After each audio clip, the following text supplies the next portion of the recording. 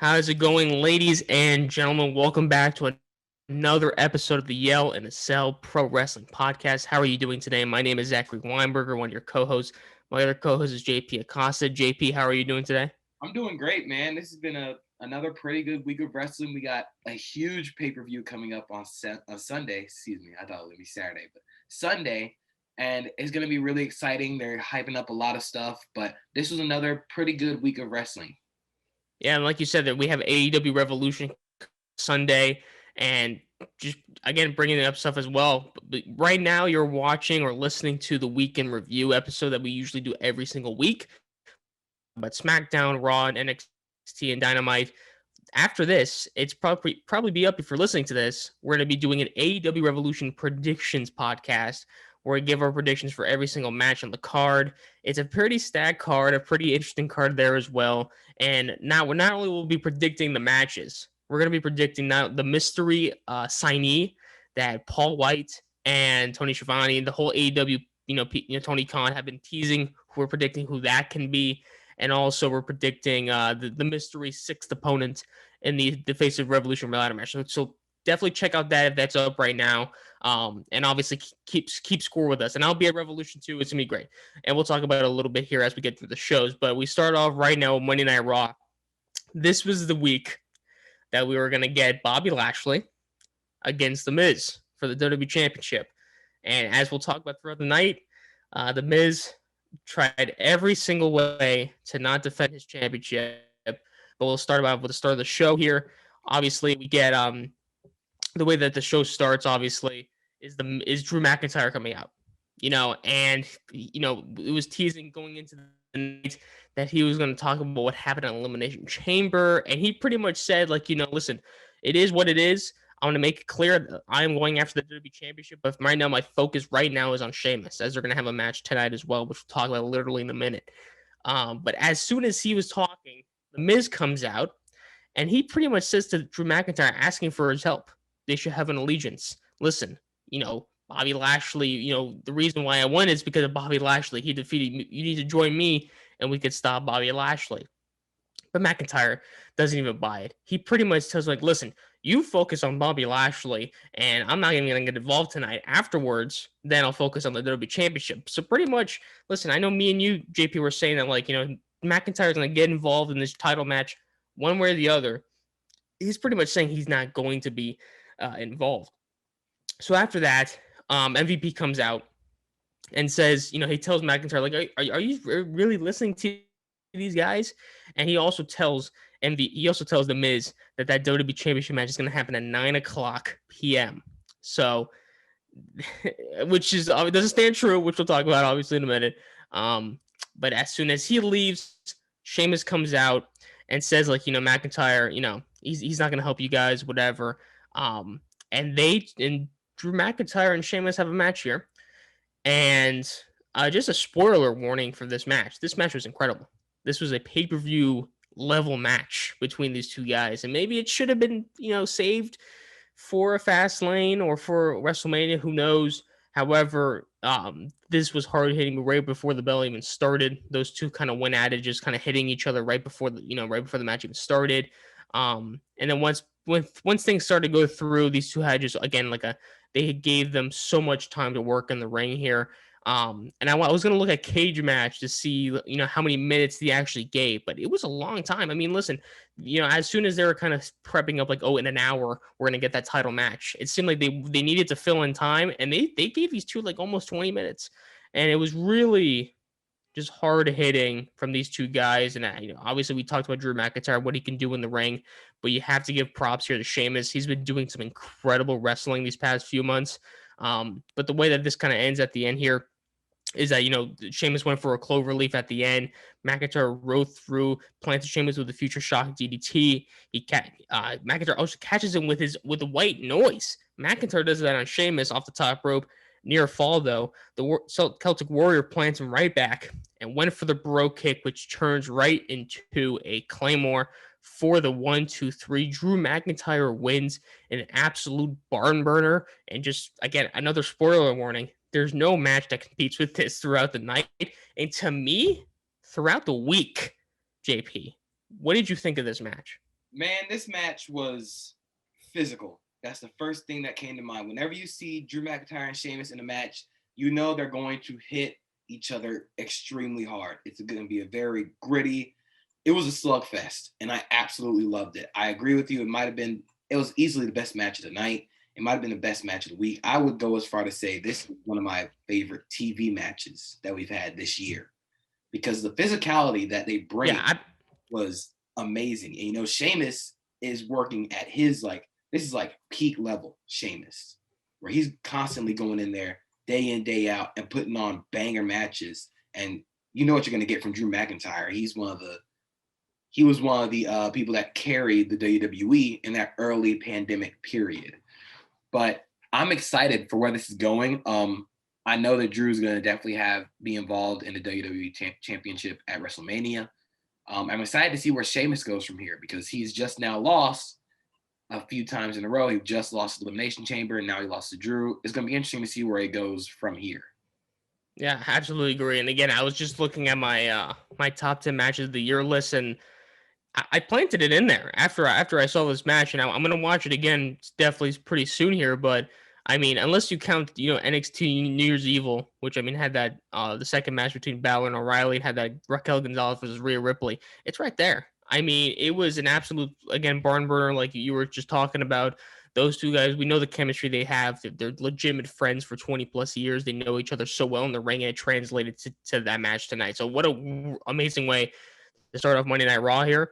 But we get to the next match, which is not so great. But we'll talk about it. Nia Jax versus Naomi, and Naomi and Lana are still, I guess, still the number one contenders. Which we'll talk about a little later why that's still not true. That annoys me. But we get a match here, and it's pretty much just a straight up squash match. Pretty much Nia Jax defeats Naomi here, and yeah, it's a match. What did you think? Oh my gosh. Remember how excited we all were when Naomi came back at the Rumble? And we are like, man, there's another challenger for Asuka for the Raw Women's title. It has been maybe a couple of months since she returned at the Rumble. And it doesn't feel like she's gotten anywhere.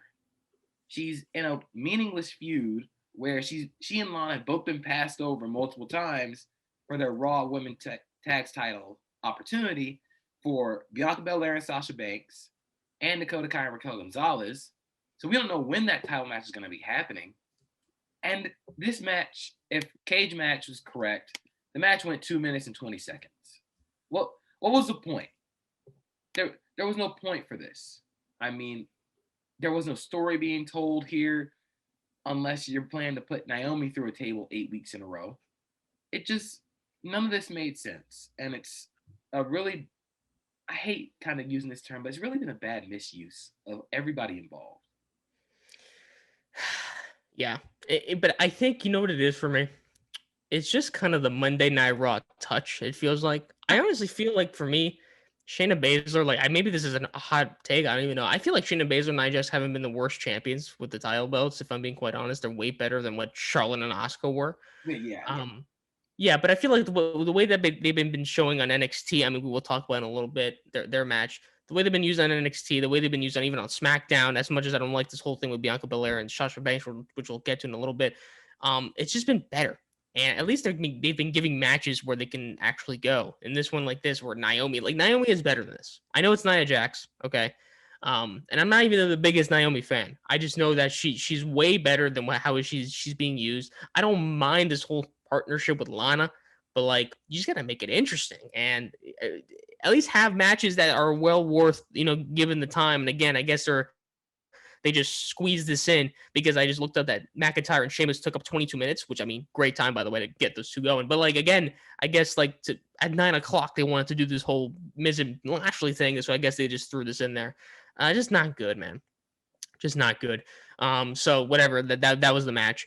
But then we get to pretty much this whole thing with Braun Strowman. He comes out to the ring and he calls out Shane McMahon and Adam Pearce again for cheating him out of these different opportunities from the WWE Championship. He says, when he was saying he was clarified to be in an elimination chamber match, which didn't make any sense. Because he was a former Universal Champion, whatever. They were kind of going back and forth at that. But hey, look who comes out. It's Shane O'Mac. He comes out and he says, "Listen, I see what you're talking about, okay?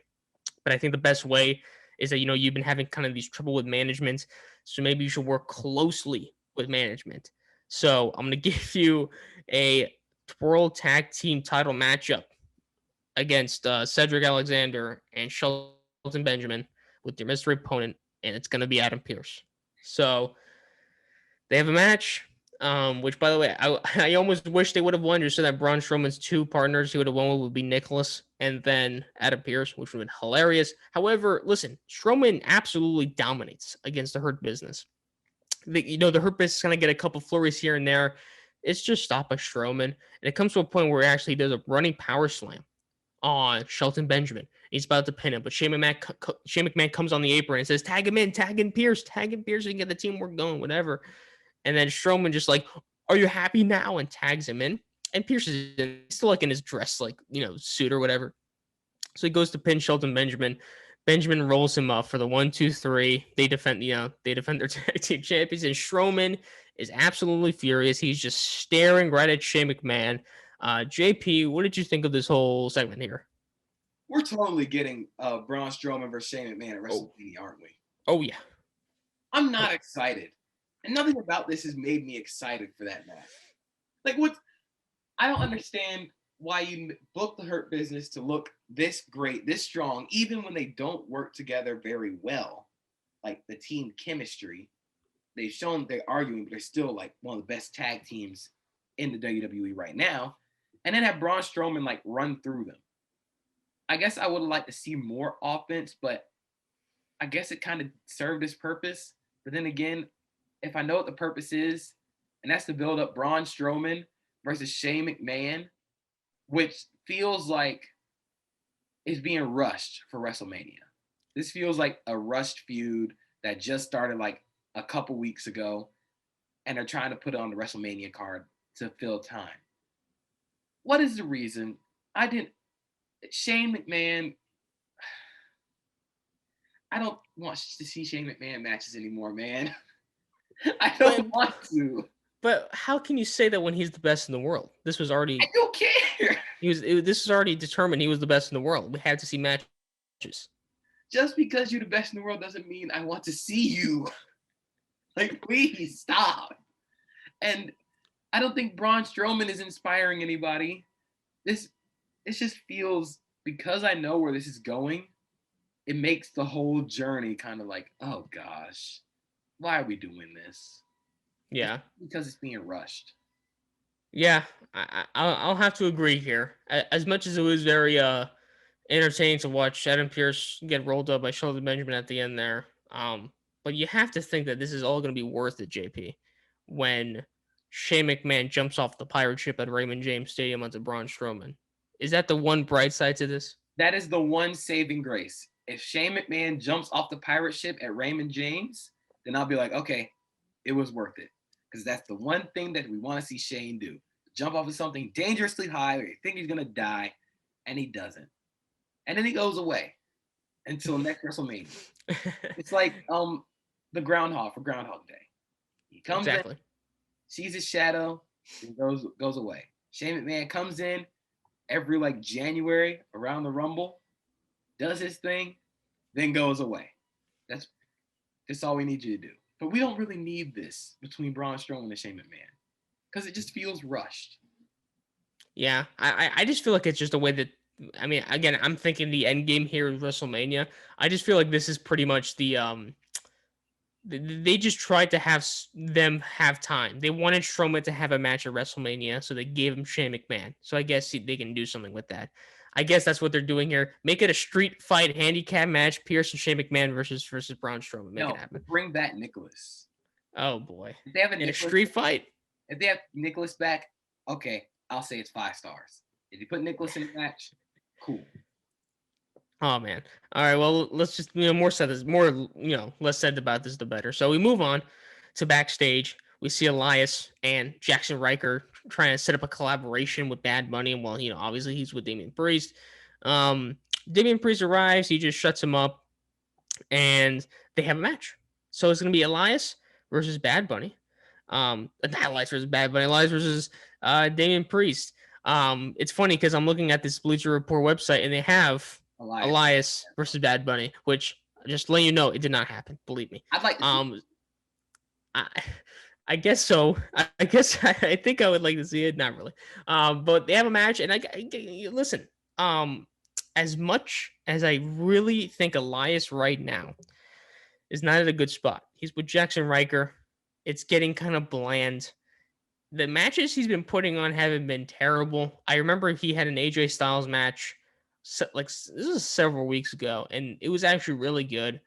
And same thing here. Again, it just kind of depends on how you think Damian Priest should be acting. Obviously, he's like, I'm not saying he's struggling against like Elias, but they put on a pretty good match here, and obviously Damian Priest does, walk away here with the victory. So thoughts on the match? Thoughts on the match here, because to me it was fine. Maybe it went a little bit too long. Again, it seems like they're trying to fill in stuff here for the whole Miz thing. But what did you think here?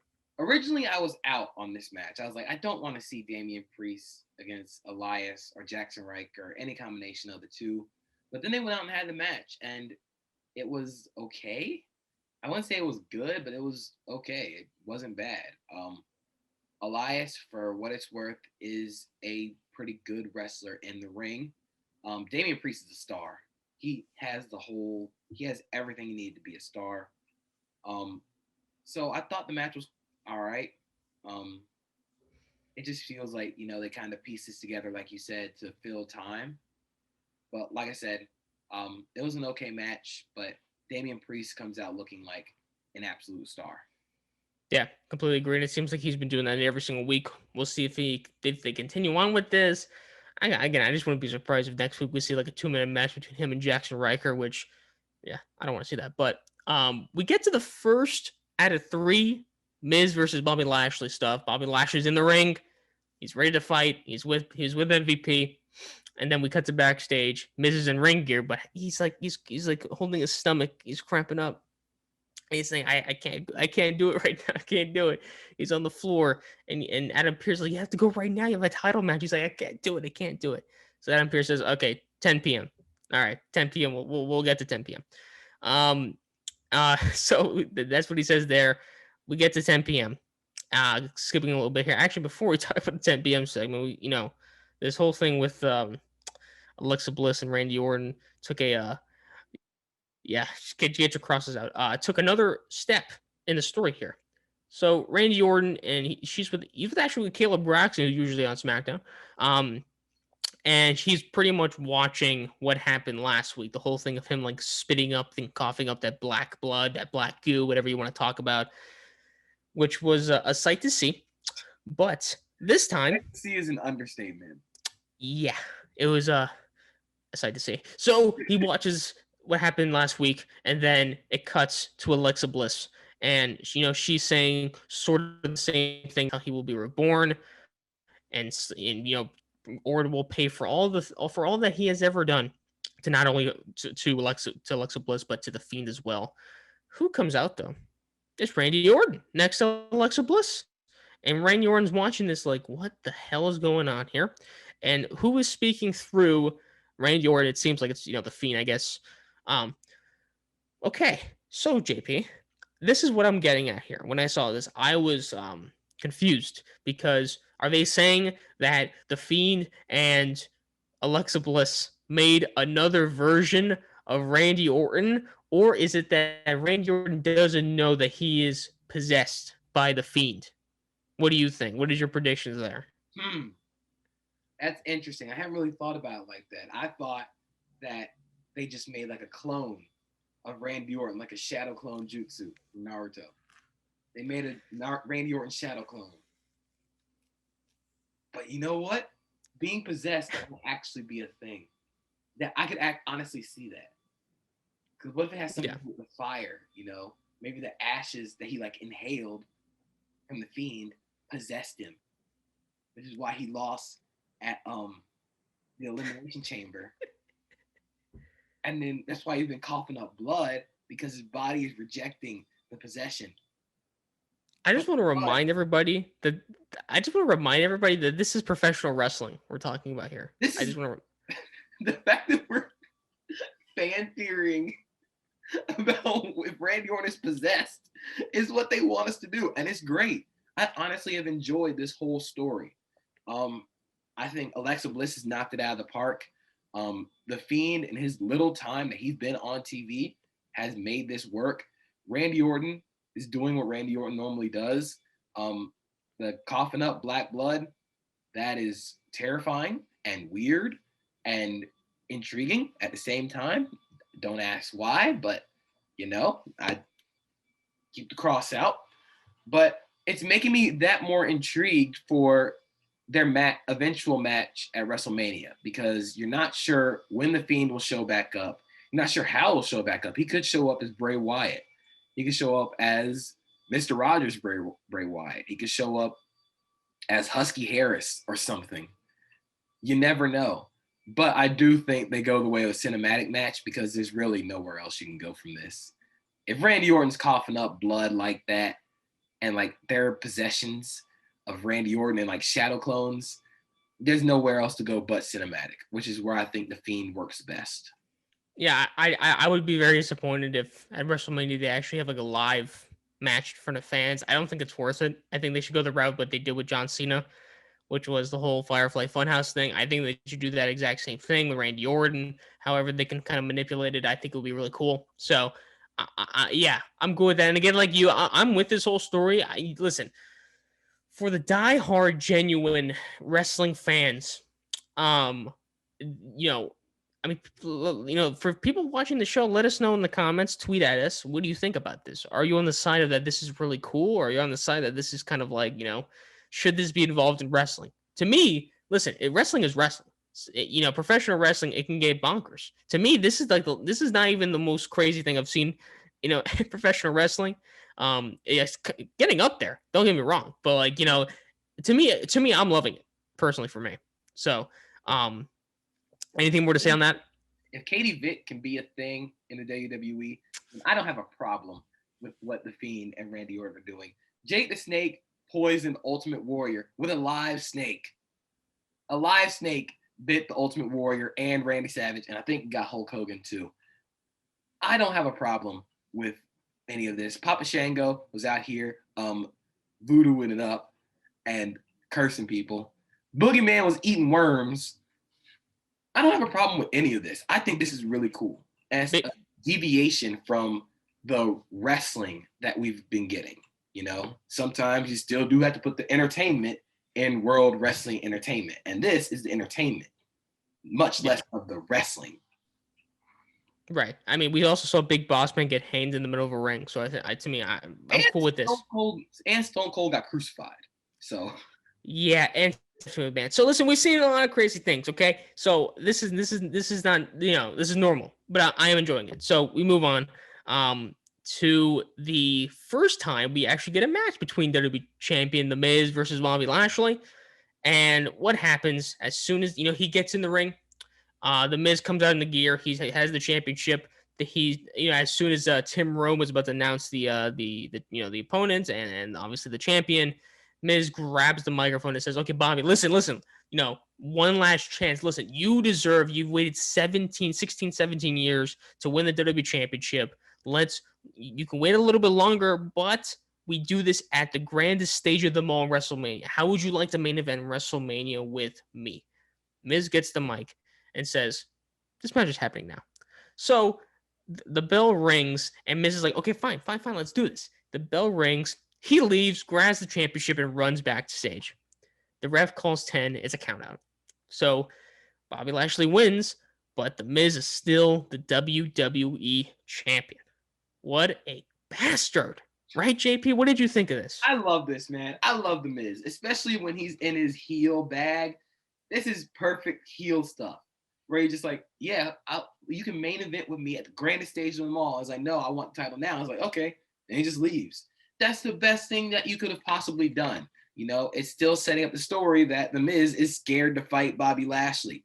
So I don't mind it at all. I actually really liked it. I like what the Miz does, especially as champion. I think, you know, he deserves to be a champion later on, whether it be Intercontinental, U.S. title. He deserves to have another championship around his waist. But this is honestly perfect stuff here, and it makes the Miz look even less likable. Yeah, and I mean, this is the type of wrestler he is. That cowardly heel that we've been talking about, the Miz, and I'm liking this whole thing they've been doing throughout the night here. So we'll talk about before we get to the next match. We'll talk about that. Miz, MVP, excuse me, and Lashley were kind of complaining to Adam Pierce, um, complaining to Adam Pierce and Shane McMahon about what's going to happen here. Listen, that again. And Shane and McMahon, I think, or Adam Pierce were just like, I mean, technically the match happened and he actually got away with it. But I mean, but Shane was just like, listen, I know that's complete bullshit. We'll do another match, the main event tonight. And if he doesn't show up, and if he whatever, then he'll be stripped of the title and and suspended and stuff like that. So it seems that we're gonna be getting that. Cut fast forward to a little bit later, the Miz actually shows up to Shane McMahon and Adam Pierce saying like Shane, why are you doing this to me? I defended my title. Technically, I defended my title. I'm retaining it. I'm a main event caliber superstar here. What kind of champion is Bobby Lashley gonna be in this company? And then Shane McMahon says, maybe we're about to find out. So but then that's pretty much the last stuff we see with the Miz and Bobby Lashley until we get to the main event, which we'll talk about in a little bit. We move on to Charlotte Flair versus Shayna Baszler, which on paper it sounds great, right? Sounds great on paper. I don't know, but she's out to the ring, and she actually grabs a microphone. She says, "Listen, I've been distracted. The whole thing with my dad and Lacey Evans. And she talks about WrestleMania is like 6 weeks away. What am I gonna do at WrestleMania? Well, I have another focus now. Asuka is fighting an injury because she literally, this is not even kayfabe. She literally got kicked in the teeth by Shayna Baszler on accident. They're kind of promoting it how ruthless Shayna Baszler, which I mean, sure. Yeah. But they obviously cut off the moment where Shayna Baszler checks on Asuka. It obviously I before that, which obviously yeah, of course.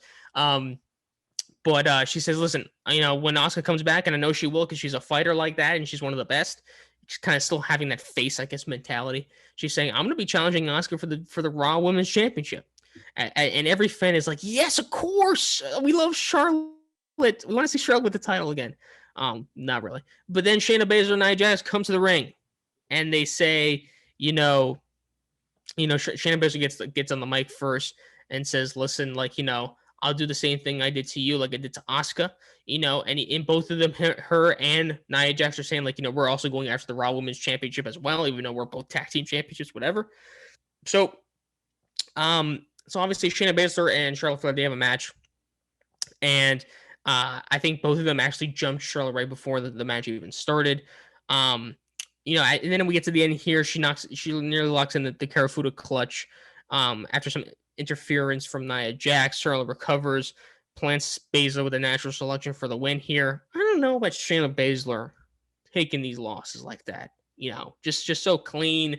They're promoted they said oh, she kicked a person in the teeth and the tooth fell out. She's a ruthless person. She's a great wrestler, absolutely, but she loses to Charlotte Flair.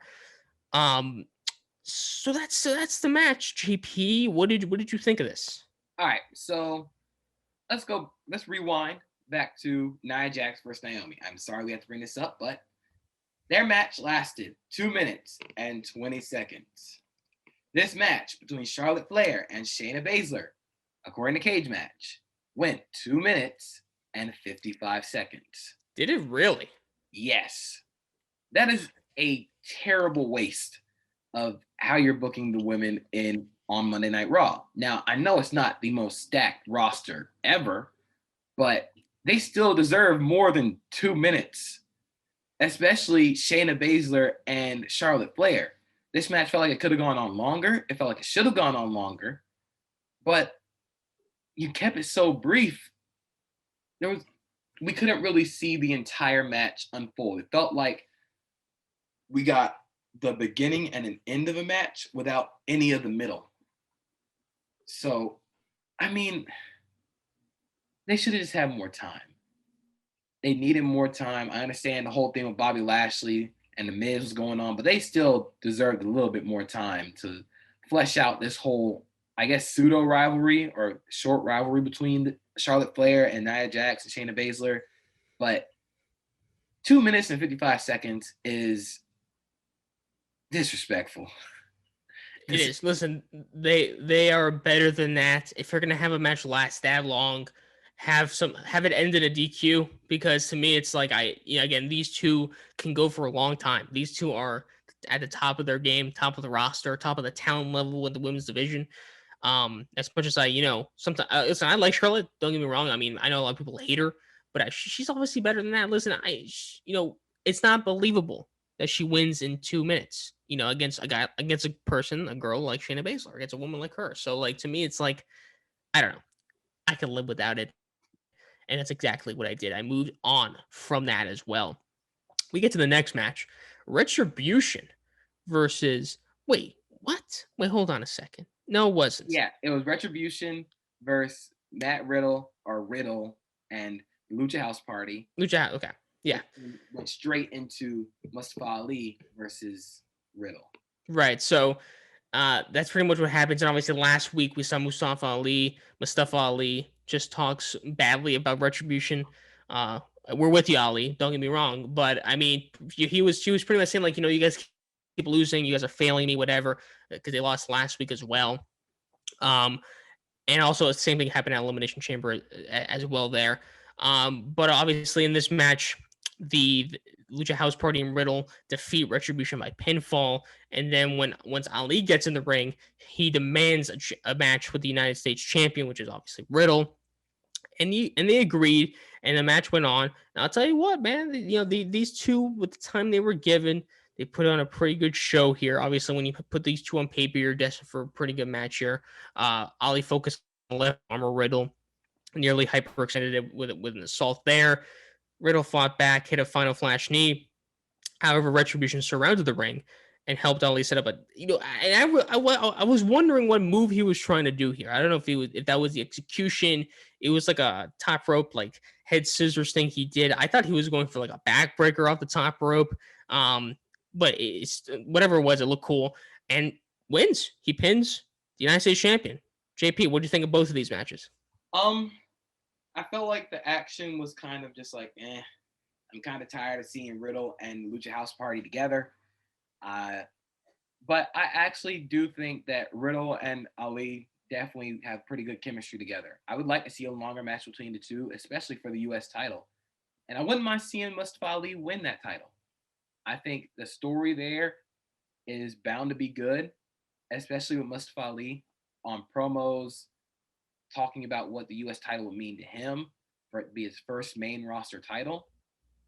And of course, the in-ring action between Matt Riddle and Mustafa Ali would always be bangers. So I honestly wouldn't mind seeing a longer match between the two. This felt like a taste of what could be a longer match in the future. Like they gave us a little bit and left us wanting more of that for later on. Yeah, I can see it. Listen, at Fastlane, I think that could be a pretty good match. I'm not gonna say it will steal the night, because there's another match that probably will be amazing, as we'll talk about a little later in the night, a little later on the show here. But I wouldn't mind. I honestly wouldn't mind even seeing Ali win the title. It'd be a pretty short title reign for Riddle. But I wouldn't mind it. I wouldn't mind seeing those guys go a couple times. And again, given the time, given way more time than they had on Monday, I wouldn't mind seeing that as well. It also brings up the question of what's going on with Keith Lee, because they could save Retribution and Mustafa Ali against Riddle for the grandest stage of them all at WrestleMania. But that's only if Keith Lee isn't healthy. If Keith Lee is healthy, I think he wins the U.S. title at WrestleMania. If he's not, I honestly wouldn't mind Mustafa Ali winning. I think Matt Riddle is probably destined for bigger things on Raw. Him and Damian Priest. So I wouldn't mind seeing him like kind of be a brief champion as long as it leads to bigger things. But, I just kind of wonder where Keith Lee equates in all of this, which I guess is kind of makes the intrigue around the title a little more interesting. Yeah, I mean, even with Bobby Lashley now in the main title picture, and we'll see where that goes a little later. I think definitely the U.S. title picture is pretty stacked. I mean, you have guys like Riddle, you got Mustafa Ali, Keith Lee when he comes back from injury. So it's a lot of good things, and we talked about maybe the likelihood of Matt Riddle and Keith Lee at WrestleMania. If that's in the plans, I hope that stays. Maybe Mustafa Ali is kind of like the backup plan in the U.S. title picture for Riddle. I'm hoping whatever's happening with Keith Lee is fine. You know, hopefully he's good by WrestleMania time, and they can set up the story between him and Matt Riddle. I just think that U.S. title match could be amazing. You know, it could be like a night stealer, like you said, whether it be night one or night two. I mean, who knows? But it just kind of goes to show, like, if they go that route, the WrestleMania card, whatever the night it may be, is going to be stacked. Except for Braun Strowman and Shane McMahon, which, I mean, I don't know. It could be fun, I guess. I don't know, but pirate ship. That's all I asked. Just jump off the pirate ship. Please, Shane, you've done worse. Just do that. So we move on to the main event. The Miz defending his title again against Bobby Lashley, and as soon as they get in the ring, Shane McMahon comes out and says, and because during that little talk that the Miz and Shane McMahon had, the Miz says, "Oh, what are you gonna do? You're gonna make it a no disqualification match. What are you gonna do to take the title off of me this time?" He says, Shimmer's like, "When we get to that point, when we get to that bridge, I'll cross it. I'll think of something."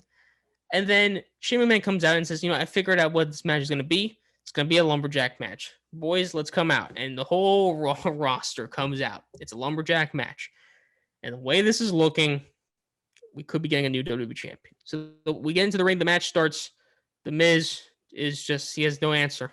He has no answer for the Almighty himself. Suplexes, clotheslines, and as soon as he tries to leave the ring, but who's there? He always goes to the faces side of the lumberjack, so they throw him back in there.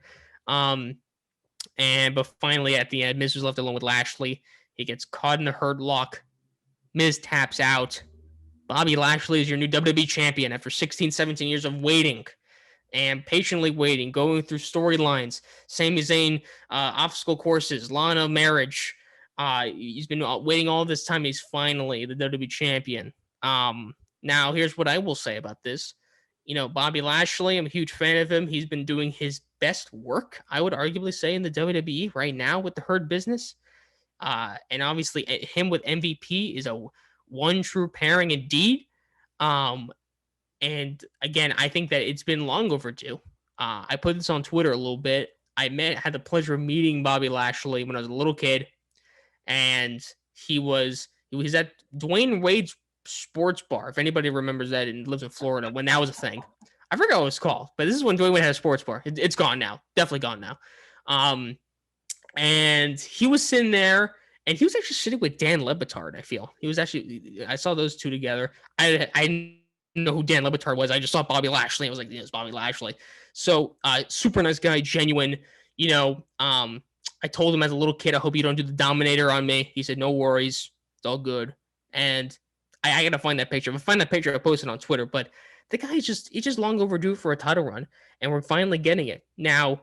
JP, thoughts on the match? Right? Thoughts on the match? Thoughts on Bobby Lashley winning the WWE Championship? The match itself, you knew it was gonna happen. It was kind of predictable. I really wasn't there for the match. What mattered was the moment. And the moment Bobby Lashley winning, that made it perfect. It was the perfect culmination of everything that had happened throughout the whole night. Having the Lumberjacks out there to make sure that Miz wouldn't escape, especially the Hurt Business being out there. That was the one thing that kind of that it really sold the moment for me, because once Bobby Lashley made Miz tap, you could kind of see MVP getting a little emotional in the corner. You saw Cedric and Shelton Benjamin jumping around celebrating on the sides because they were at the Lumberjack match too. It was really just a perfect moment, man. And, this is the third Black WWE champion in WWE history, joining Kofi Kingston and The Rock. And it's long overdue, especially for Bobby Lashley. It was, like I said, it's been the perfect moment. I hope he gets a long title run. I hope he wins at WrestleMania. Give me Bobby Lashley versus Brock Lesnar. I don't care where it is. It can be in South Dakota, in the middle of a cornfield. Just put a ring out there and give me Bobby Lashley versus Brock Lesnar. However you gotta do it, just give me that match because it's the one thing. Bobby Lashley has called out Brock multiple times. Just there's so many great possibilities you could go here, especially with the Hurt Business all having titles in the WWE, especially on Raw. They could be like the next great dominant faction. And, I think it's perfect. Like I said, it's the perfect culmination of a whole bunch of events leading up to this. Yeah, again, like you said, it's historical. Again, like you said, the third Black WWE champion ever joining the Rock and Kofi, like you said. It was just made for the moment. And listen, I think the reports have always been that they want to have Drew McIntyre win with fans at WrestleMania. I don't know if I want it anymore, man. I don't want it. I feel like Drew's moment came last year, and it sucks that it didn't have fans. But that was the moment. That you can't recreate that. You can't recreate that moment of him climbing back to the top because it's already happened. So I want Bobby to retain. Like I said, give me Bobby versus Brock Lesnar. I don't care how you bring Brock back. Give him all the money you have to just to bring him back for this one match. I don't care. I'll pay for it. I'll set up a GoFundMe to get Brock for Bobby Lashley. Yeah, listen, obviously I want to see it. However, it seems like that if they're going to do it, I wouldn't be surprised if it's a triple threat and if just throw Drew in there. And obviously with Brock Lesnar involved in there. But the question is, they say that they want fans Drew McIntyre win the championship. Who's really going to be over by that time? I think I think that everybody is happy that Bobby Lashley is WWE champion. Everybody knows it's been so long. He deserves it. The way, him and MVP, the whole thing that's going on right now. To me, it's like, would I mind Drew McIntyre winning the championship? No, I wouldn't. However, at WrestleMania, I wouldn't. But to me, when it comes to Bobby Lashley, he's been just an absolute dominant figure. No one could touch him. So why make him lose? I guess if they're gonna have, I don't know. Listen, Drew McIntyre is gonna be involved with the WWE title some way. I feel at WrestleMania. Make it a singles match. I wouldn't mind that. I honestly think they had a very underrated match at Backlash last year. Mm-hmm. And I'll stand by that. I remember watching that match. I was very impressed with Bobby Lashley in that match. Obviously, the ending sucked. That's the whole thing with Lana. That was during that time. Good match, and they could put a better match at WrestleMania. You throw Brock in there, that's a good match right there for WrestleMania. So I'm more along the lines of give me Bobby versus Brock in a one-on-one match. They're not gonna do it. Just turn it into a giant that'd be King Kong versus Godzilla. That's the WWE version of King Kong versus Godzilla. Just give me that at WrestleMania one-on-one. I don't think it's gonna happen because I don't think Brock's gonna come back. Why that? Why do you think so? I don't think so because is he signing with another promotion? No. Tomorrow? No, he's not. Listen, Brock ain't doing that. I just don't think if Brock was going to show back up, he would have done it already. I feel like if he would have already had the title by now, he would have already been involved by now. But it'd be weird because Brock would come back without Paul Heyman. Yeah. So it'd just be kind of odd. But that's just kind of dream match. Give me Bobby versus Brock. I don't think Brock's going to come back anytime soon. But, I'm excited for where they can go with Bobby Lashley, especially considering that he never got that one-on-one match with Keith Lee. That would be interesting. That would be interesting. Listen, from here to Fastlane and then to WrestleMania is gonna be interesting. I'm gonna have a feeling that he's gonna defend the title at Fastlane, whether it be a rematch against Miz. I don't know if that'll happen. Maybe we'll get a triple threat with Miz and Drew. I have no idea. But if Brock is gonna be involved, I don't really think you need the title when it comes to Bobby Lashley and Brock. I think you can just do that. But it seems like if Brock Lesnar's gonna get involved, it's gonna be for the main title. He draws box office. It's going to happen. I wouldn't be surprised if they make a triple threat WrestleMania. Again, the possibilities are endless here for the WWE title picture. I think that Drew McIntyre is going to be involved some way, one way or the other, in the main event. Or should be just in WrestleMania for the title. So we'll see. Congratulations, Bobby Lashley, though. It's long overdue. And hopefully it's a good title reign and nothing that lasts, very shortly. Especially the way he's going.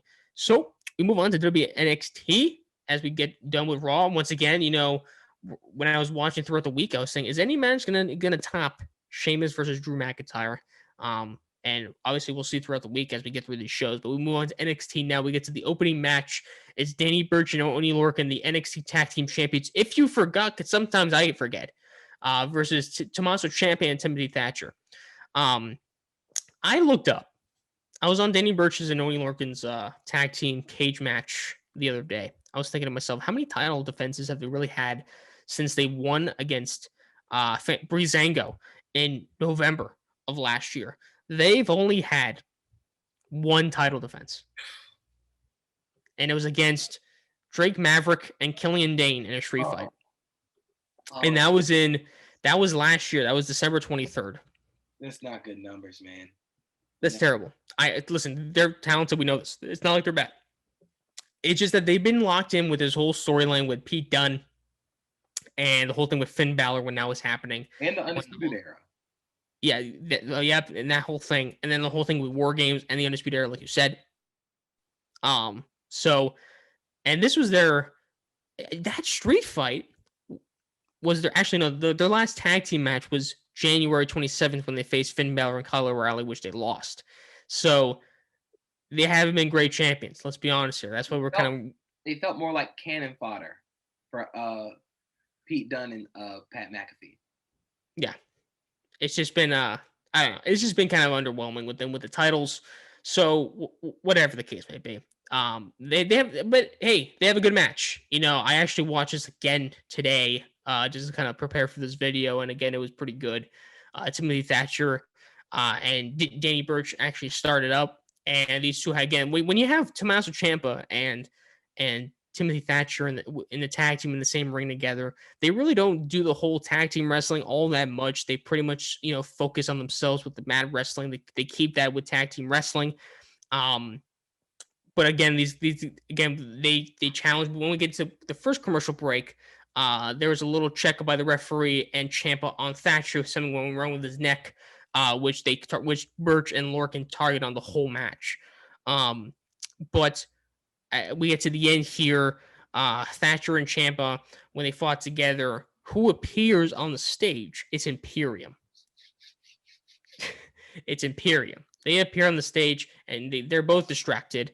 However, the champions, they hit that elevated DDT on Thatcher to win. And then later in the night, we get to backstage, and I think it's like Thatcher and Ciampa are talking with each other, and Thatcher said his history with Imperium is in the past. JP, thoughts on the match? Thoughts on the Imperium show up during the match? This match was physical. It's what you expect from Oney Lorcan and Danny Burch against Tommaso Ciampa and Tim Thatcher. I love that they showcase Tim Thatcher throughout all of this, because when they give them time, Oney Lorcan and Danny Burch are one of the best tag teams in NXT. The physicality that they bring, the intensity, and then Tim Thatcher and Tommaso Ciampa match that perfectly. I don't think this tag team between Ciampa and Thatcher is going to go very far. I think it could be ending soon. I think it should end soon. But I'm so excited for what they're doing with Imperium. I'm so ready for it. It feels like they're recruiting everybody back. On the Indies, Tim Thatcher and Marcel Bartel and Walter were a part of Imperium. I'm so ready for this. I just want Imperium to be this one huge faction, because, with Undisputed Era looking like it's crumbling into shambles, we'll get to that later. But this is the perfect moment for another huge faction to step up. And who better than Imperium? Getting Killian Dane and Tim Thatcher back involved with Alexander Wolf. You got the tag team with Bartel and Eichner. You got Walter, who's dominating over in the UK. You could bring him over and just have them run in the whole NXT. I'd be down with that, man. I'm so excited for what they're doing with it. And I hope that at least either Killian Dane or Tim Thatcher joins Imperium.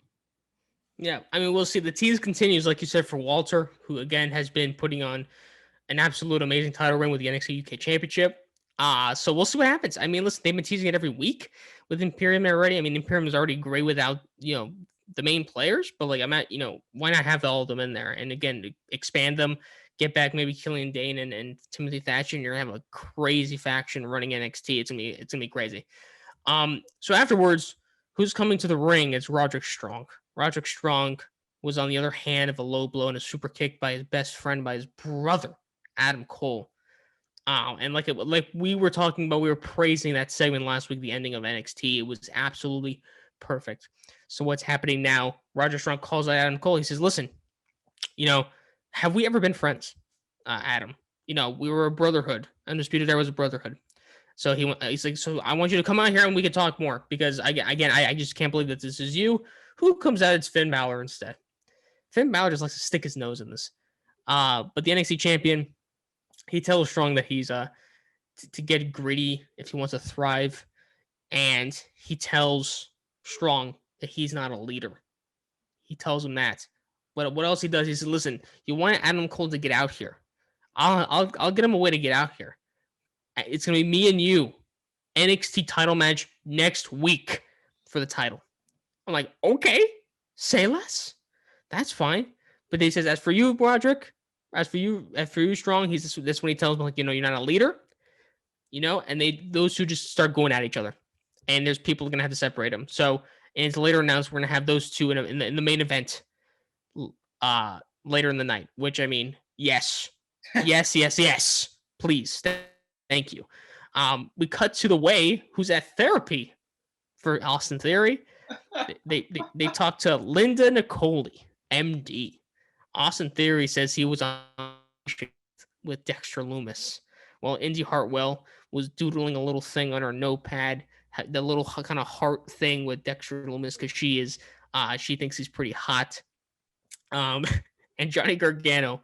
Okay, I got to talk about Johnny Gargano real quick because to me, what he's doing right now is comedic brilliance. Okay, the way that he is acting towards this psychiatrist, and especially the way he's been acting to Theory, I had to rewatch one of the segments a couple times because I just couldn't stop laughing. He is absolutely killing this heel role that he's in. Because listen, he was, arguably, he was a top baby face. You could not see the guy be a heel, and he's just knocking it out of the park. But the psychologist actually calls out Gargano. He says, you're causing this whole thing. This is all your fault. So she orders him to leave the room. We're just gonna go through all three segments because it's throughout whatever. And I think in the second segment, it's like Candice LeRae and Hartwell are talking over Theory until they were thrown out of the room as well, which left the Doctor and Theory. And the Doctor asks Theory, like, what really happened to you? And he explains, like, it was vacation. We were watching cartoons. We were eating cereal. Man, Austin Theory's an idiot, bro. But they were talking, and he was saying that sort of stuff. But the psychologist says that she spoke to Loomis earlier, and he had told her that he hated Theory. He thought he was annoying and insane, and Theory just cried his way out out of the room, out of the psychiatrist room. And Gargano was just like, what did you do? He's like, I'll handle her real quick. She goes in, and it's revealed that he staged it. He gave the psychiatrist a lot of money, so he staged the whole thing. Quick thoughts on this, JP? How Johnny Gargano went from being one of the most over baby faces to one of the best heels in NXT is astounding. Because this is hilarious. This comedic like gold. I think they're knocking this out of the park. Especially Johnny Gargano, Candice LeRae. Austin Theory is really kind of finding his voice again. Indy Hartwell's doing great. This whole thing is really great with The Way and Dexter Loomis. I hope that they continue to do wild stuff. I don't think The Way should break up anytime soon. This is going to be, it's so fun. It's so funny to see because it's just hilarious, man. Johnny Gargano was hilarious. And I didn't think he had that heel stuff in him, which is that much better to see. No, yeah, again, he's just so entertaining to watch, and the way he is quick with the comedic timing and stuff like that, it's actually very impressive. So give me more of this. I love it. I'm loving that family dynamic. How like again like Gargano and Lorray are like the parents, and Theory and Hartwell are the kids there. I'm trying to remember what she drew on the thing. It was like Miss Indie Wrestling Loomis. Yeah. Oh my god, it's just great stuff. But we move on to the next match. It's Ember Moon taking on Aaliyah. And obviously Aaliyah's with Jessica May and Robert Stone, and Ramoon's with Shotzi Blackheart. Yeah, they have a match. It comes to the point where at the end, Stone and Jessica May are trying to distract Moon while the ref is not looking. But Shotzi takes them both out. And then Ember Moon hits Aaliyah with the Eclipse. A brief match here. Kind of putting back Moon on the winning ways here. Just kind of brief thoughts on this. What did you think of this? I mean, sure. That's all I can say about it. Is sure, this is a match. I like that they're keeping Shotzi and Ember as a tag team. I enjoy seeing Ember Moon more because the Eclipse is arguably one of the best finishers that I've ever seen. I mean, this served its purpose, I guess. That's really what I can say about it. It served its purpose. Yeah. I mean, I pretty much agree. I mean, Aaliyah, when it comes to Aaliyah in the ring, she never wins. She's just in there to kind of make the other person look good. And, again, it's good to see Ember Moon getting back in the winning ways. It seems like we're going to get Ember Moon and Shotzi Blackheart still together in a tag team, which there's some news that we'll talk about when it comes to the women's tag team division on NXT, which we'll talk about in a bit as we get to the next match, which is for the women's tag team championship. Shayna Baszler and Nia Jax are defending their titles against Raquel Gonzalez and Dakota Kai, who won the women's Dusty Cup.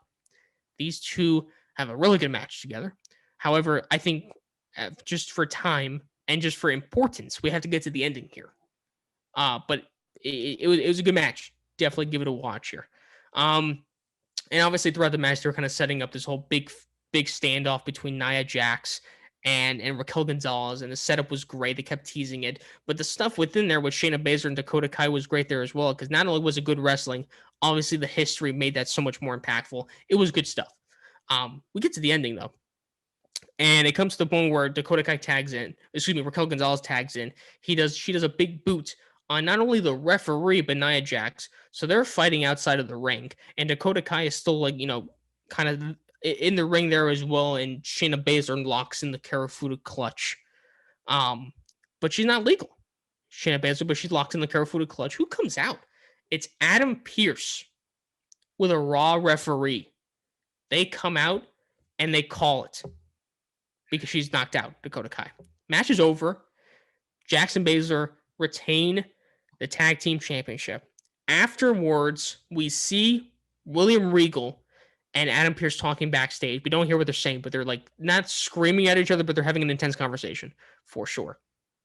Later, we see Mackenzie talk to William Regal, and William Regal says, next week I'm going to announce, I'm going to make an announcement that will change the landscape of NXT.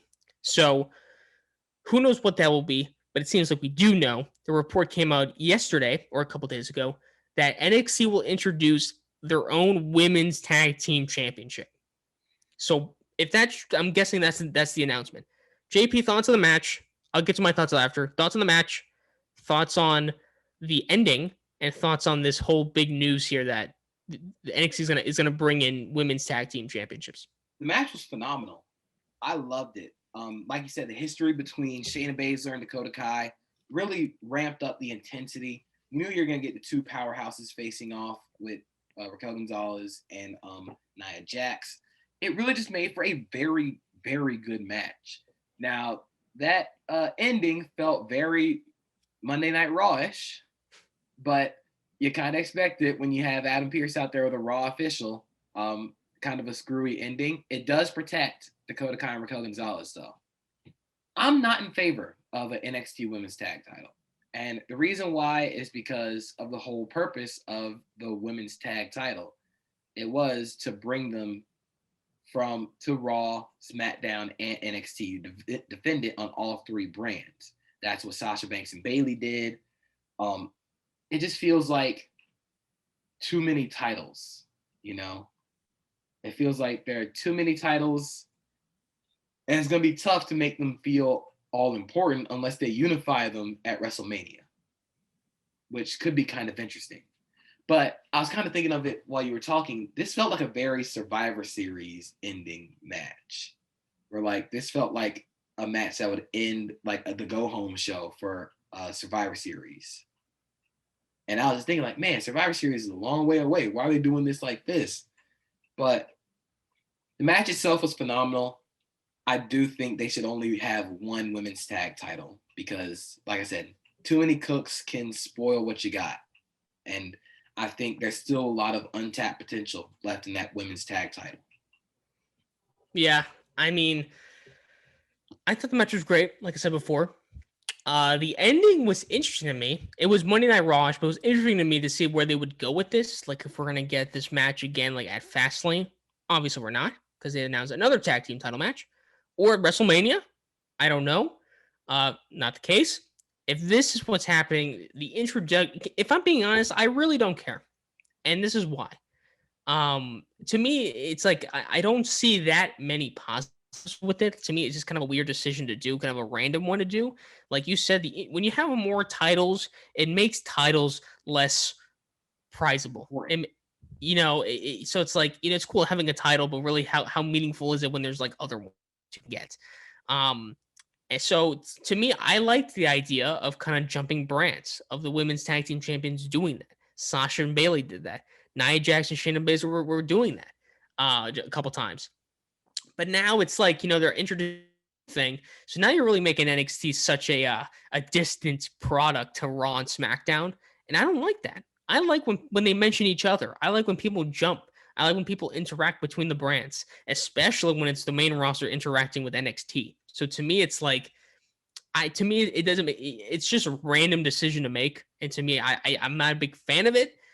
But I mean, but also to me, it's like, what women's tag team in NXT do you have? You have Casey Catanzaro, who's injured now with Caden Carter. I guess you have Aaliyah and Jessica Maya, Dakota Kai, Raquel Gonzalez, Shotzi Blackheart, Ember Moon. Is that it? The Way, Candice LeRae, and Indy Hartwell. So not bad, but I just wish they would, I don't know, because here's the thing. The disparity of the main roster tag team champions going to NXT is so rare that I honestly kind of see it. But it's not, the fault of the champions. It's just the fault of the booking of not going to NXT. You need to have that work rate to kind of defend the titles in 3 separate brands. So I don't know. I'm not a huge fan of the decision. To me, it's more of a wait and see sort of thing. If you're there, if you're saying you already have plans to unify the tag team titles, then why'd you bring it in the first place? You know what I'm saying? It's just like it just feels like, again, I don't think NXT needs a women's tag title. I feel like the women's tag title, because you defended it on all 3 brands, you can just have a team from NXT win the women's tag titles, which I felt like they should have done. But maybe they're holding off for WrestleMania. I don't know, because it's still going to be weird because, Lana and Naomi still haven't gotten their title shot. Oh, my God. Here's the thing with this, too, also. We talked about how more titles kind of lessens the value. It also lessens the value of the women's tag team titles from the main roster. Because it's like, okay, now they always have a problem defending it on NXT. Now it's only 2 brands. It's just, to me, it's like, what are you doing with the women's tag team division? Who knows? But that it's after they split up the Iconics. Right. That's when it all went downhill. But obviously, it seems like that announcement next week will most likely be the whole thing of introducing those women's tag team titles, which I don't know. We'll see. So we'll see how that goes. If they're gonna have like a tournament for it, which I think maybe they'll just give it to Dakota Kai and Raquel Gonzalez. I have no idea. We'll Triple H with the World Heavyweight title. Exactly. They're just gonna give it to him. There you go. So that's what happened next. Afterwards, who comes out? It's LA Knight, Eli Drake.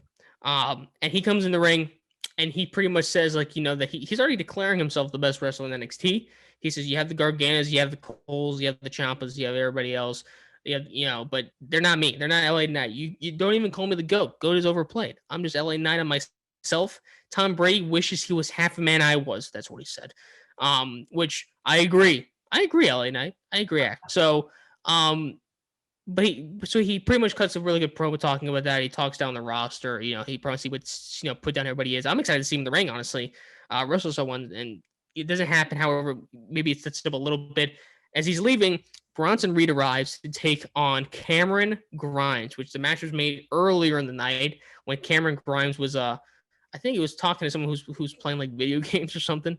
And William Regal comes down and says, he's like, Cameron, I have to talk to you. And Cameron Grimes is like, no, I can't talk right now, whatever. So, but then William Regal's like, Cameron, you hit a crew member last week, and he's like, oh, what does he want? What does he want? He pulls out the money. He says, no. It's like, I'll take care of the money, but I'm going to put you in a match against Bronson Reed. And Cameron Grimes is like, oh boy. So they have a match.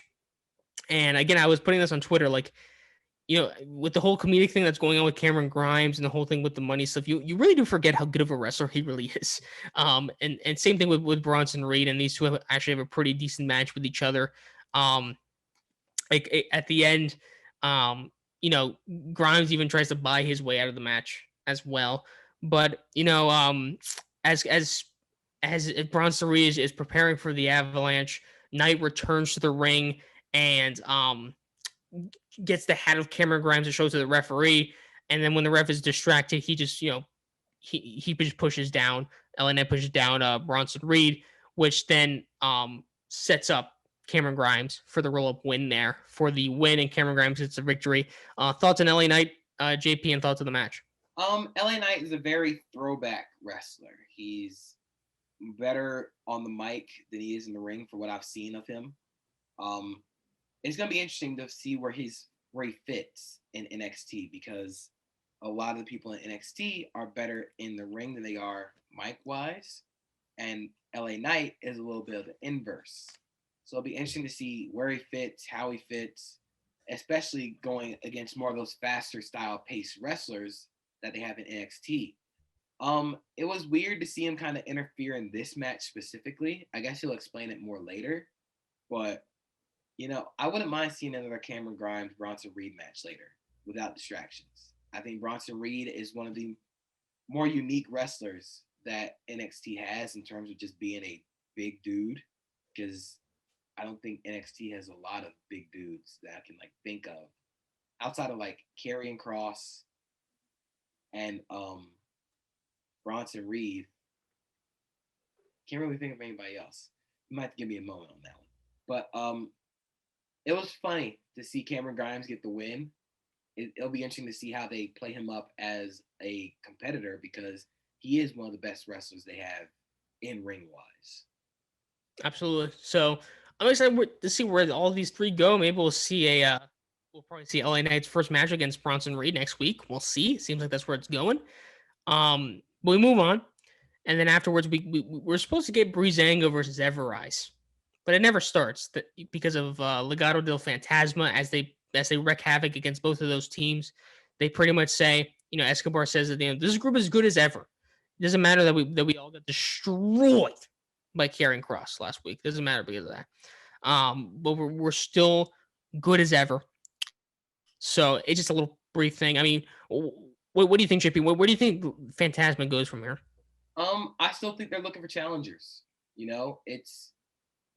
I think 205 Live has been one of the better wrestling shows in terms of in-ring product. It's just they need to build challengers for Legado. It's coming to the point where he has to go fight Karrion Kross because nobody else is taken seriously enough in 205 Live to challenge for that title. It feels like this is another faction that could be a major player in NXT. It was good to see Breezango back though. I think Breezango is one of the more intriguing tag teams, and Everrise is really funny, and I think they're being rewarded for a lot of their work on 205 Live. But as far as where Legado goes from here, I still think they're looking for challengers. I think somebody in the 205 Live range needs to step up to the plate. It could be whoever wins that rivalry between Swerve and Leon Ruff. It could be a 205 Live mainstay like Tony Nese. It could be Ari Daivari. You just got to bring somebody. You got to have somebody step up to the plate, because it feels like they're kind of dead in the water right now. Right. And like you said, it seems like they're kind of, again, they're teasing it again that they are still one of the better factions in NXT. But like you said, they're looking for opponents right now. Speaking of Isaiah Swerve Scott, we see him in a recording studio talking bad about Leon Ruff. That thing is still going on there, which happy to see. Hopefully they get a match pretty soon here because their last match was pretty entertaining, and hopefully they get more time there. That was a pretty brief match. We get to the main event: Finn Balor versus Roderick Strong. And again, it's just I don't know what it is with Finn Balor, man. He's just been putting on bangers every time he's in a match. Does the same thing here. You got to give credit to Roderick Strong as well. We always forget, even though Roderick Strong, when it comes to the Undisputed Era, and your favorite people in that group, people always obviously Adam Cole, top of Kyle O'Reilly. Roderick Strong is always underrated, man. And again, they put on a show. Roderick Strong comes out with not the UE theme song, and it was really painful to watch. But it is what it is. These two have a really good match with each other. Finn Balor wears down Strong shoulder with the shoulder lock there in the beginning. Strong escapes, but it seems like the left shoulder is very the key for Finn Balor there. But Strong fights back with the backbreakers. Obviously, he's known for those backbreakers. He fights back with that. They wrestle to the corner. Prince could not stop himself from taunting. Taunting a lot. I'm not saying he's having these heely things here, but obviously, I mean, he's just very intense. That's the difference between his main roster stay and what's happening here in NXT. But these two go back and forth, reversal after reversal between the two. But Strong could not put it away. But then at the end, Balor catches up with the coup de grace. The 1916 for the win, clean as a whistle. Adam Cole is not getting involved. However, at the end, when Balor is celebrating with the title, Adam Cole is at the ramp on the stage, and they both do their poses. Those two will have a NXT Championship match next week. Also, it'll be Io Shirai versus Toni Storm for the NXT Women's title next week.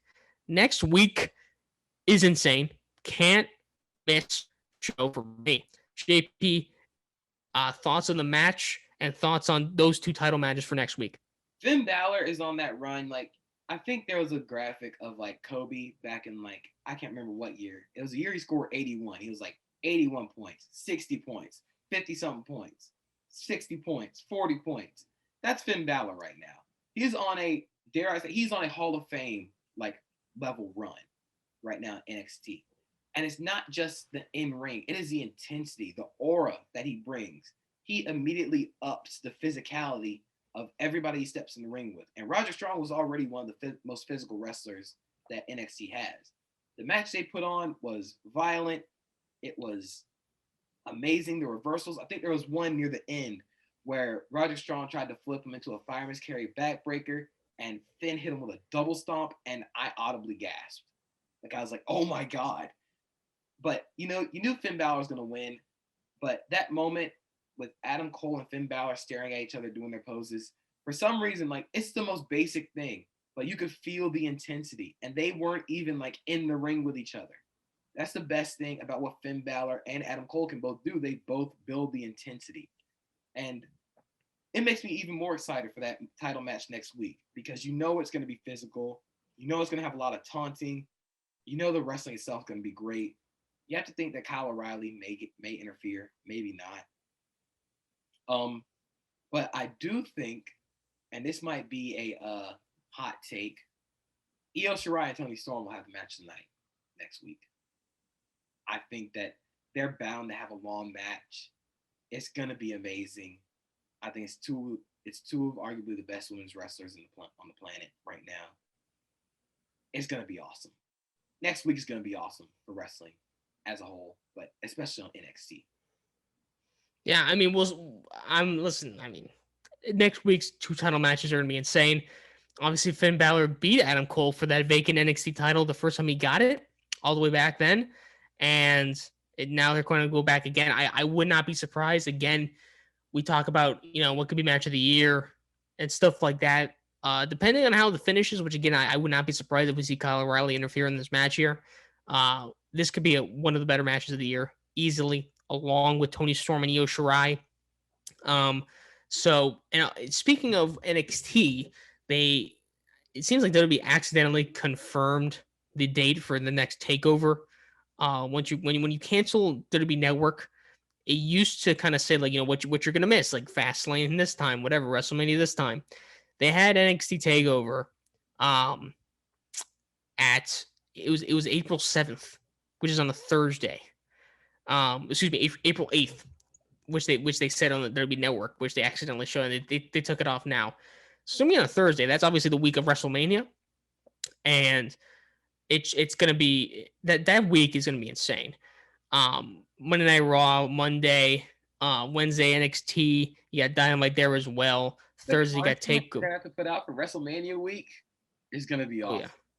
And speaking also of NXT, there was it was a report from Matt Men Wrestling Podcast, which I mean, I'm not saying they've been reliable in the past, so maybe this is all bullshit. Who knows?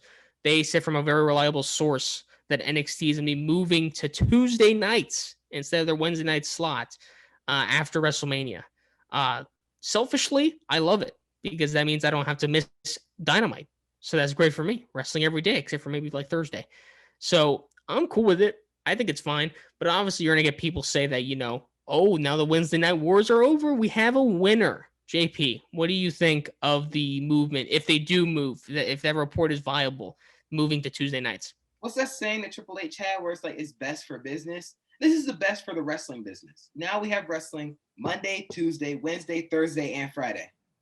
Who's gonna complain about that? And now it really didn't matter about the wrestling wars. The only people that were really involved in the wrestling wars were the fans.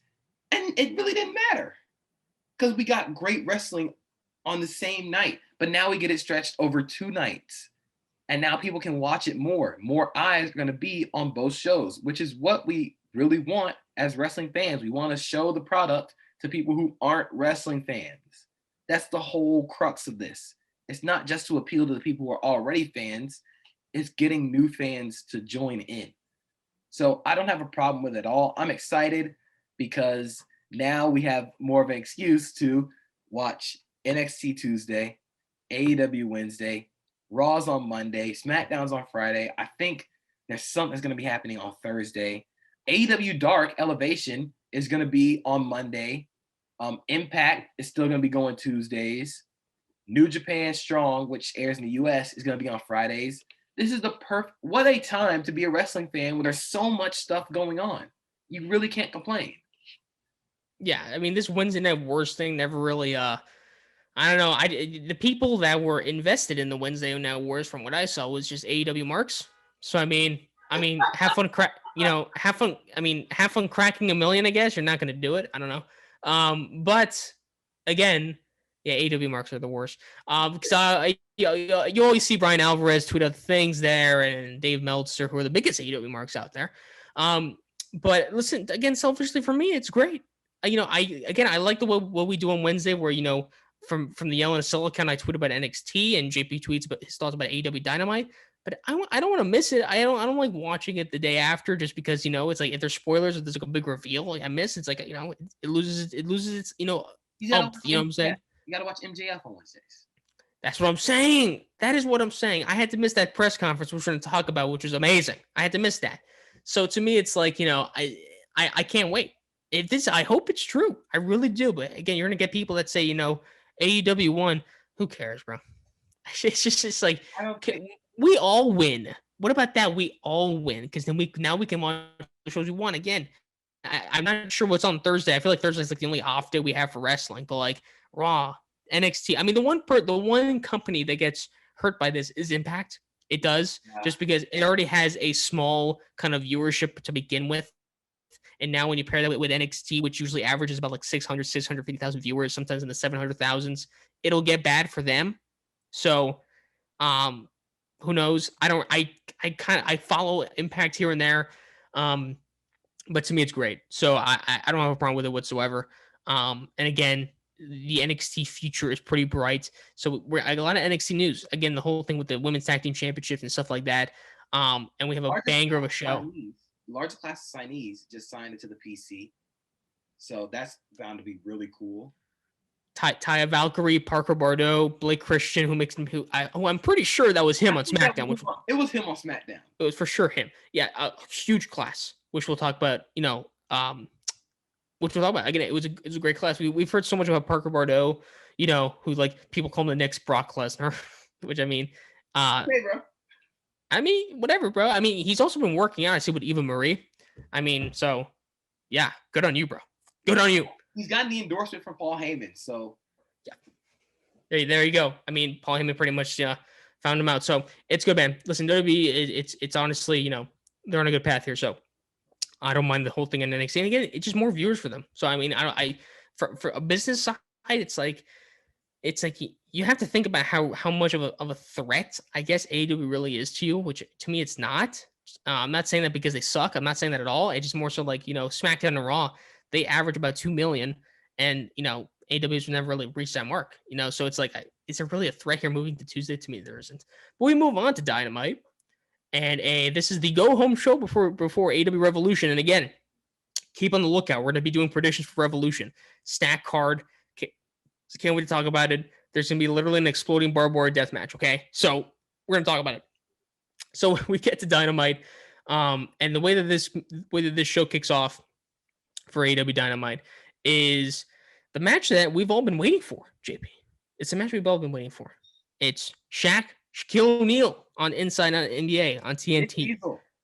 Big deal. Diesel Mafia. That's what his entrance said on his Titantron. It was him and Jade Cargill going up against Cody Rhodes and Red Velvet in a tag team match, intergender tag team match. And so we've talked about how the build up to this has been bad, in my opinion. I think it's been pretty bad. The build up for this has been very hollow. We really haven't seen, I feel like, the competitors interact. I get Shaq is a busy guy. Don't get me wrong, but even like Jade Cargill and Red Velvet, I feel like the last time they kind of interacted was on that waiting room segment a long time ago with Britt Baker. I feel so. So yeah, they have a match, and hey man, entertaining match. Let's talk about it. It's obviously Shaq and Cody are going at each other, and they lock up. And and then Cody tries to work at the arm, but Shaq pushes him away because he's huge. He's flexing his muscles. He's Big Diesel, And then he goes to the corner and he does that frying pan slap, which was that first time that was loud. That first time was loud, man. And he does a couple more times to him as well. But Cody tries to get back into it. It doesn't really matter. Jade tags herself in, which means that Red Velvet now has to come back in. And to me, these two were pretty much like what you wanted to see. Not what you wanted to see, but they were going to get more of the workload, I guess, because Shaq's obviously not in there. So those two kind of go back at it. And Jade goes to and slaps Cody Rhodes. And Cody runs across the ring and knocks Shaq off the apron. This is the best part of the match. This is crazy. Shaq is recovering, and you see Austin Gunn of the Gun Squad and the Nightmare Family get a chair and smash the chair in his back, and Shaq doesn't feel a thing. He grabs Austin Gunn and smacks him in the back. He goes there. The brother jumps. He catches him, and then QT Marshall's just like, let's calm down here. And Shaq grabs QT Marshall and throws him, and then everything is going to shit. And then Red Velvet's off the top of the rope, but there's a moonsault to Jade Cargill and Cody Rhodes. This whole thing's crazy. They get back in the ring, and it comes to a point where Jade brings out two tables. Okay. And they set him up, and it actually came to a moment where I felt like maybe Shaq with the timing was off because he was like hovering over it, but then he went back. I'm like, oh, they're setting out Shaq going through a table, aren't they? So it comes to the moment. Oh, bro. It comes to the moment where it's Velvet and Jade, they're going at it. And Cody and Shaq come back in there. They do a test of strength. The whole thing where they do like that sort of thing. And Cody Rhodes kicks him in the gut. And Shaq picks him up. And he hits a powerbomb, which is great. It seemed like he was kind of like doing the whole Brody Lee thing, which is great to see. Which is pretty awesome. But Rhodes pops back up and hits, pokes his eye out. And then it comes to a moment where Jade and Rev are back in the ring, and Cody, he does like a splash on Shaq on the apron right into the tables, which is a great spot. I will say, great spot. And then obviously you saw afterwards, like Cody's like going into it, if he's checking if he's okay. Shaq pats the back, it's fine, everything's good. But then get back in the ring, and but Jade hits a big face buster, kind of a glam slam like move for the 1-2-3. Jade Cargill and Shaquille O'Neal are the winners, but Shaq's not feeling like a winner. He is like conked out, man. He is just like he's dead. So it comes to a point where they take him in an ambulance, and Tony Schiavone later goes to the ambulance to check out. Shaq is missing. Where did Shaq go? He's like the Fiend. He could teleport. Okay, JP. Well, we've been talking about the build up for this match and this match for several weeks. What did you think of this match and the ending? I was thoroughly sports entertained by this match. It was about what you expected, man. Jade Cargill looked like a star. She really benefited from this match, and so did Red Velvet in a way. I don't think she lost anything from taking the pin. I mean, Shaq held his own in there, man. I wasn't expecting a 5-star match, 60 minutes with Okada, but I mean, he did his thing in there. The Brody Lee tribute with the power bomb was really sweet. I mean, him going through the tables is the best part. It was the absolute best part because I saw the tables being set up, and I think I tweeted like, "Oh, Shaq better be going through those tables. I'll give it 5 stars if Shaq goes through those tables." And then he went through the tables, and I was like, "This is awesome." My parents were watching with me, and there's like, "Oh my God, Shaq went through a table," and I'm like, "Oh, this is great. This is going to produce so much quality content for Inside the NBA," which they did mention that he went through tables on the next Inside the NBA show. I kind of want him to sell the injuries, but because he has the Fiend instant transmission and teleportation powers, we'll never know. But I was sports entertained by this match. It was very sports entertaining. I enjoyed it, man, for what it was. Listen, I enjoyed it too. I'll stand by what happened with the whole build up. It was just it was just nothing good. When it happened with the build up here, but the match was entertaining, like you said. Was it a good wrestling match? It was pretty bad. But again, that's when you rely on Jade Cargill and Red Velvet. Jade Cargill and even Red Velvet, but more so Jade Cargill look great. And it seems like Jade Cargill is destined to be just at the top of the women's division whenever they feel like putting her in there. But the whole stuff with Shaq it was just hilarious and it was great. And I saw someone tweet out that was the best celebrity match they've ever watched. I mean, hold on. I don't know if that was even the best celebrity match that we got from 2020 to 2021. No, listen. So and Adam Cole had a banger. No, here's the thing. So I saw someone tweet that, and then the first thing that came to my mind was Pat McAfee and Adam Cole, and even the War Games match, if you count it, I guess, because Pat McAfee was in that. And someone said, well, Pat McAfee's not a celebrity. I happen to disagree. He has over 2 million followers on Twitter, right? He has over 600 million views on YouTube. The guy's a celebrity. I would consider him a celebrity. I mean, I'm not saying he's on the level of Shaq, but he's a celebrity. He is more popular than any NXT wrestler worldwide. That's celebrity status. He's a celebrity. He's well known, especially in the sports world. He's definitely well known for sure. So, yeah, no. Again, the AEW marks, at it again. No. Okay. It was a fun match. Just leave it at that, man. It's a fun match. But it was good. We move on. I did not think a 48-year-old Shaq would get put through 2 tables. That was, again, I'm going to say that for the rest of my life. That was the best moment. It was. It was the best moment of the show. Shaq going through 2 tables. It was great. Maybe best moment of the week. I mean, listen, besides some matches, it was just awesome to see. I watched that clip so many times. But we move on. Pac and Ray Phoenix going up against John Skyler and D3. I mean, maybe I don't know if you call this a match. Because I mean they just destroyed this team. Yeah, they just destroy this team. Obviously they win. They're gonna be in the Casino Battle Royal at Revolution, which we'll talk about in a little bit. Just brief thoughts on this? If you imagine how you think monster truck rallies go, where the giant monster trucks just like steamroll all the little smaller cars, that was this match. And it was even better because Pac and Ray Phoenix make everything they do look like it hurt. So it looked like Pac literally decapitated a man with a super kick. So it was again one of the it did its job. I mean, he could have maybe saved it for something that happened on Dark or something. I'm not sure, but it did its job. Yeah, I mean, I know we've liked to, poke fun at the AEW women's division. You could probably put a pretty good women's match here.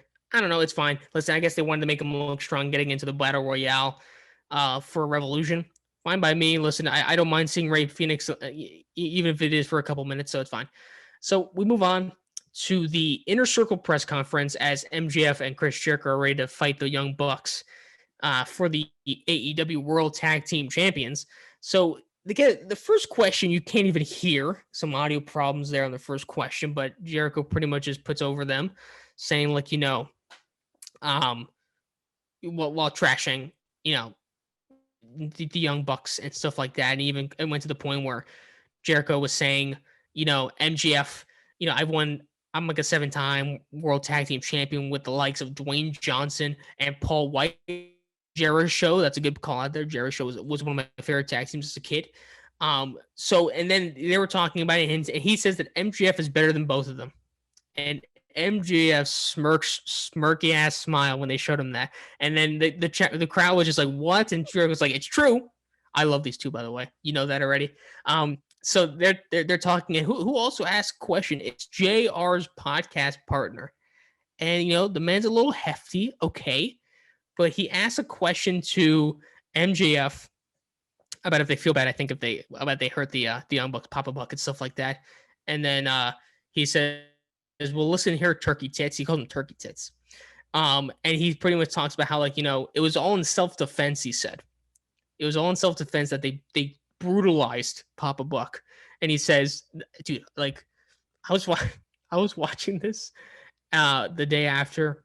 Could not stop laughing. If there's two moments that made me laugh, it was the press conference and then the Jordy Gargano stuff with the therapy. He was saying how the worst thing that Papa Buck did to him was ruin his custom suit. And he says, and he goes to the crowd. He says, for all you disgusting pores out there that don't know what a custom suit is, I don't shop at Target and Baby Gap. This guy, I always have to search up MGF's age because I can't believe that he's 25, 26. And he's a top heel. He's a top heel in wrestling, and he's so natural on the mic like this. Maybe this is how he is in real life. I don't know. Why you had to do Target like that, man? I shop at Target. Target is a very good place to get clothes. Why you had to do Target like that? I mean, he's quick. I feel like, again, I don't even think that's scripted. I just feel like he's improv with this. He's so good. My mom was watching with me during this segment, and she was like, hey, you might want to turn that down. There's Jules watching. And I'm like, oh, we got the Jules censorship? Oh, this is good. Listen, when MJF's on screen, you got to turn down the volume a little bit. But it's great. And I think the guy with the podcast partner also asked about Sammy Guevara. And that's when they kind of said, you can't say that name, whatever. Who comes out? It's Eric Bischoff. He asked a question. Eric EB. He comes out. And he asked Jericho, since he doesn't know MJF that well, but they've known each other for a long time, him and Jericho, if you notice how Papa Buck is doing, and if last week's attack was one of the worst stupid mistakes you've ever did. And Jericho talks about how he doesn't care what his condition is. He doesn't care about it. But the Young Bucks come out and they go into Jericho and MGF. They say, listen, our father was a great man. He's the best father in the world. He couldn't put us through college. So he made us a wrestling ring in the back, and he made us the men we are today. And he says, obviously you two didn't have a father figure like that in your lives. And he was also saying that the father made the Young Bucks, which is part of making AEW. And without Max, you're laughing at that, but without AEW, you're still living at your parents' place, looking for a callback at the Rosie O'Donnell show. Great stuff. And then I saw this comment have a mixed opinion on Twitter. He says to Jericho, he says, and you, Chris, you be still jerking the curtains at the Performance Center. Oh my God. So, and let's finish this a little bit. So he says, and also he says to stand up for themselves and to attack. They super kick both Jericho and MJF. and then the whole inner circle just starts, jumping on them. And then the Good Brothers actually come out pretty quick this time, and it comes to a point where the Young Bucks Don't forget both Brandon put Cutler. Santana and Ortiz through 2 tables. Don't forget Brandon Cutler. Don't forget Brandon Cutler's out there. Listen, no.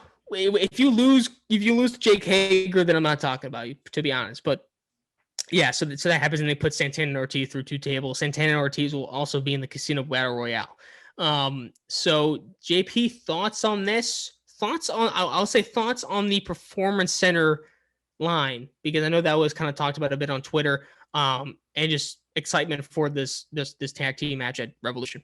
I really love this segment. I enjoy the press conference feel. AEW is trying to go for more of a sports-like feel, and I think the press conference was a really good touch. A lot of people said it was kind of over-scripted, but, you got to do what you got to do to make it feel kind of sports-like, and I honestly thought it was really good. The promo performances were what you expect from Jericho, MJF, and the Bucks. The Performance Center line, honestly, I laughed. I thought it was funny. It was a good line.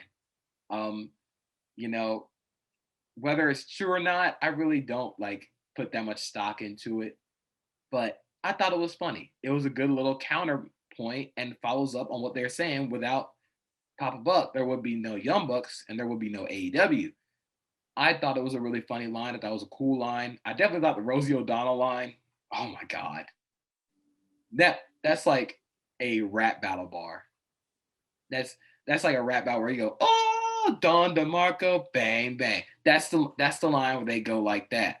But, this was the perfect build for this match.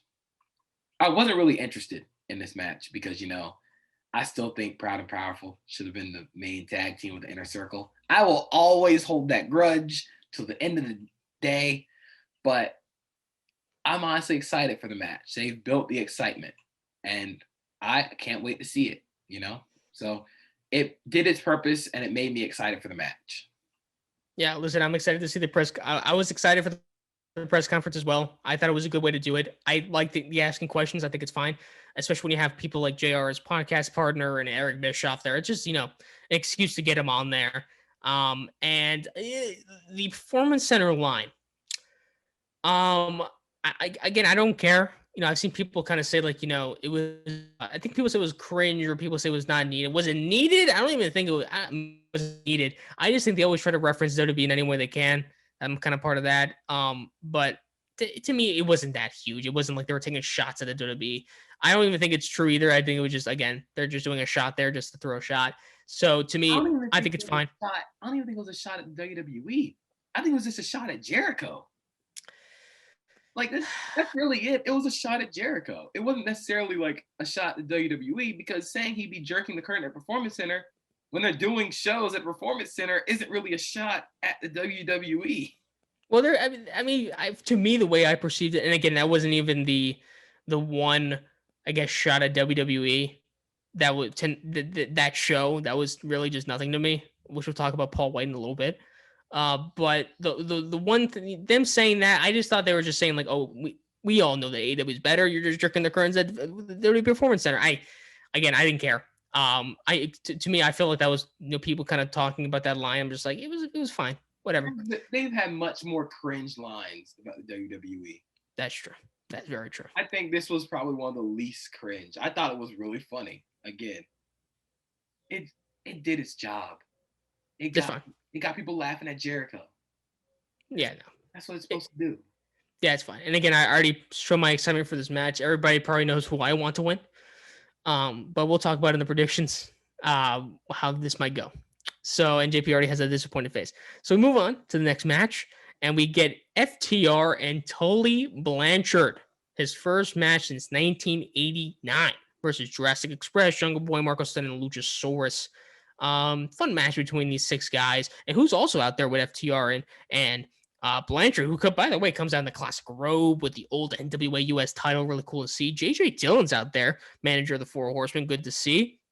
But these two have a match. Let's go to the ending real quick here. Jungle Boy kicks out of several pinning combinations to keep the match alive. However, it comes to a point where a man as a camera operator helps FTR take control. And they were able to hit that spike pile driver on Luchasaurus. and Blanchard got the pin. And who comes out with who's in the under the mask? It's Sean Spears. And who comes out? It's Arn Anderson and obviously JJ Dillon and Tully Blanchard. They do the Four Horsemen stuff. Good to see. Fun match though. What did you think? Is there any excitement with you when it comes to Sean Spears? To me, there isn't. What about you? It was a fun match. I didn't understand who JJ Dillon was until I asked Twitter historians, and I was like, "Oh, that's a really cool touch." I thought it was really cool to see him with FTR and Tully Blanchard, knowing how much FTR looks up to the Four Horsemen and how much they idolize Tully Blanchard. It was a really cool moment. I thought the match itself was fun. Tully Blanchard did he hit the moves. He hit his little signature spots, the slingshot suplex, the spike pile driver. Selfishly and 100% biased, I kind of wanted Jurassic Express to win. But, having that stuff at the end with Arn Anderson, JJ Dillon, and Tully throwing up the fours for the Four Horsemen, it was a really sweet moment. It was a cool moment. Now, with Sean Spears, I have no excitement for Sean Spears. That's just, I don't know, man. Nothing about Sean Spears gets me excited to see him. It'll be good that he's in a faction, so he's not by himself, but it made sense that he was going to be the next member, considering that Tully Blanchard was his manager for a long time. Now they got 3 of the 4. Now they just need a 4th. Who's going to be that 4th? I might have a tinfoil hat theory on who it might be. Go for it. Cody Rhodes. Why? He's got the connection with Arn Anderson. He's always, I think there was a picture after the show with Tully, FTR, JJ Dillon, and Cody in the picture. And I think that Cody also kind of looks up to those guys, being the son of Dusty Rhodes, he was always around that kind of wrestling. I just think it makes too much sense. If they decide to go heel Cody Rhodes, I think it makes too much sense to have him with that group, to kind of be like the new Four Horsemen. I don't know if they call them the new Four Horsemen, but I think having Cody a part of that faction would put them over the top, especially in the promo department. Because I don't really get excited for a Sean Spears promo. I don't either. I wasn't really excited when I saw him. Fun match though. And when it comes to the whole thing with Sean Spears, again, like you said, I'm glad that he'll be in a faction. I think FTR still, I love when they wrestle. It's always a sight to see. And again, I was talking I think it was like last week when Dexter Lumis had that match with Johnny Gargano, the old fashioned but also adapting to the modern style. That's FTR in a nutshell when it comes to tag team wrestling, and I love it. One of the best tag teams in the world, easily. So putting them, it was good to see Tully Blanchard come out there. It was good seeing this. Again, you knew what was going to happen. He was to be there in there with Marco Stunt, have a couple spots there. It came to a point where Luchasaurus did like a roundhouse kick to him. That was pretty cool to see as well. Good stuff. And obviously you have to think about what's going to happen with the Sting Street fight, because they did a good job of masking the whole Tully Blanchard thing. Sting is definitely going to get a lot more work to go through, and we'll talk about it in the prediction side and even a little bit later. We move on right after the match. Tony Schiavone's out on the ramp, and he's saying, well, I'm about to introduce a person, and JJ Dillon just randomly goes on the mic and says, it's not going to be better than that match. And then Tony Schiavone says, you're not getting paid to say that, right? And then he just leaves. It was just a little funny thing that happened there. They just brought back WCW for the past 2 segments, and I didn't hate it. I honestly didn't make that connection between the 2 segments until just now you said next was Tony Schiavone. I'm like, wow, they really had Arn, Tully Blanchard, JJ Dillon, Tony Schiavone, and Sting in 2 consecutive segments. And I was like, huh, can I ask you? That's kind of interesting. Let me ask you a question. AEW fans, I'm bringing up a lot of AEW fans this episode. They get angry when people say, hey, I see a lot of comparisons with WCW. They're like, no, we're our own thing. They never compare us to WCW, even though you have Tony Schiavone and Eric Bischoff and, like you said, all these people coming out. No. Okay. And if the Kurt Angle thing is true, which we'll talk about in a little bit, then There's a lot of comparisons there. Speaking of WCW, Big Show, excuse me, All white. excuse me, no more BS, no more BS, JP. Paul White comes out. His theme music. Can we talk about the t-shirt? Let's talk about the t-shirt real quick. But before we talk about the t-shirt, the theme song, and I know nothing will ever be like, what? Nothing will ever go to that. What a generic theme song. And again, on the Titantron, it says no more BS. Obviously taking a shot there. No more Big Show, whatever. See, like those are the shots that's just cringe. That t-shirt sucks. I'm sorry, that's just me. I don't like the t-shirt, not only because the no more BS thing I think is kind of cringe. I'm not gonna wear that out. I'm not gonna wear that out outside amongst people. Like sometimes AEW and WWE does this too. They make t-shirts that are only niche to like wrestling fans, and they don't look cool to the public. This no more BS shirt, I'm not wearing that out amongst people. You know how much of a nerd you're gonna look like with no more BS on your shirt like that? Like that's, I wouldn't say it's up there with the AJ Styles TNA shirt, because that was really bad. What's that? I never seen that before. Oh, hold on. Let me send it to you. But okay. It's really bad. But all right. I don't know, man. I don't like the t-shirt. It just doesn't look good, because I think about t-shirts with WWE is if I'd wear them out amongst other people. And I wouldn't wear that. It's kind of bland. Not kind of bland. It's really bland. It's really bland. And again, like you said, it's a little cringe. I mean, when you look at the really good t-shirts out there, even like the niche t-shirt, like I remember the last niche t-shirt that I looked at for WWE was that Sami Zayn one with like a stick figure. It says, I am Sami Zayn. Okay, I just received the t-shirt. Let me look at this real quick. It is the worst t-shirt ever made in history. Let me just, yeah. Whose idea was that? Yeah, who's wearing that? First of all, what is it? Styles. Oh, that's what it says in the back. I was just like, why is it separated? Styleless? What the hell was that? But no, it's Styles. Oh, that's terrible. That's awful. Oh, wow. Well, maybe the No More BS t-shirt's not that bad then when we're looking at that stuff. I'll tell you what, though. When you look at really bad t-shirts, and that's up there, that also Murphy one, remember that Murphy t-shirt they revealed last year? Yes. That was awful. That was so bad. But, yeah, listen, we've already said on the show, on our last week's show, where he said that Paul White going to AEW is great. He'll probably have a fantastic kind of career there. But, again, the t-shirt, and he also started off by saying, like, raise your hand if you saw this coming, and he raised his hand. Which I'm like, come on, man.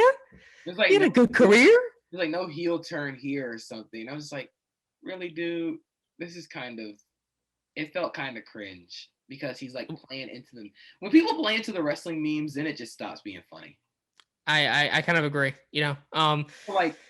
Like even the My Whole thing with Nia Jax, that was funny for like a couple of times, and now it's just kind of cringe because they reference it all the time. Yeah. I don't think he said the heel thing, unless I missed it. I watched a couple times. I know he did say like raise your hand if you saw this coming, but then he said, "Listen, Tony, you've been with me since I had a long hair and a bright future. Good to see, because obviously in the WCW days when he was the Giant." And he says that he's excited to do what he always had a passion for, which is color commentating on their new show, AEW Dark Elevation, which is going to be on Mondays. But he says, I've already started to do my job, and I have the biggest scoop ever. And he says this Sunday, he says evolution, but it's revolution. I think he said evolution. That AEW is gonna put into contract a Hall of Fame worthy talent.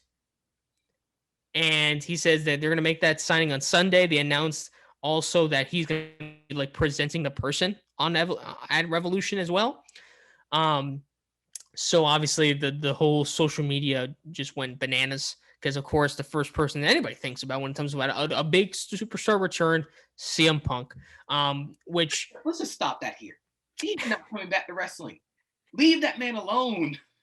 He does not want to be back. So leave him alone, please. Yeah, listen, if you want to hear our thoughts, we're not going to talk about it. I'll say that CM Punk was always the one that people were talking about. If you want to hear our thoughts on who it's going to be, because there was a video released today that we'll talk about in our Revolution kind of predictions that might have just revealed it. Who knows?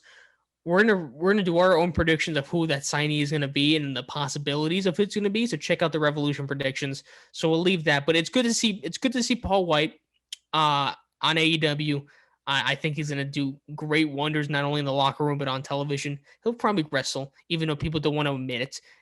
People are saying it's the Sting thing.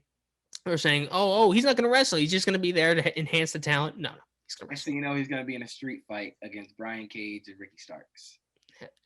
Hey man, I like to see. I want to see Brian Cage try to powerbomb Big Show like he did his thing. I want to try to see that. He probably won't do it. He's strong though. But that's what we see with Paul White. And again, we'll talk about who that might be in the predictions episode.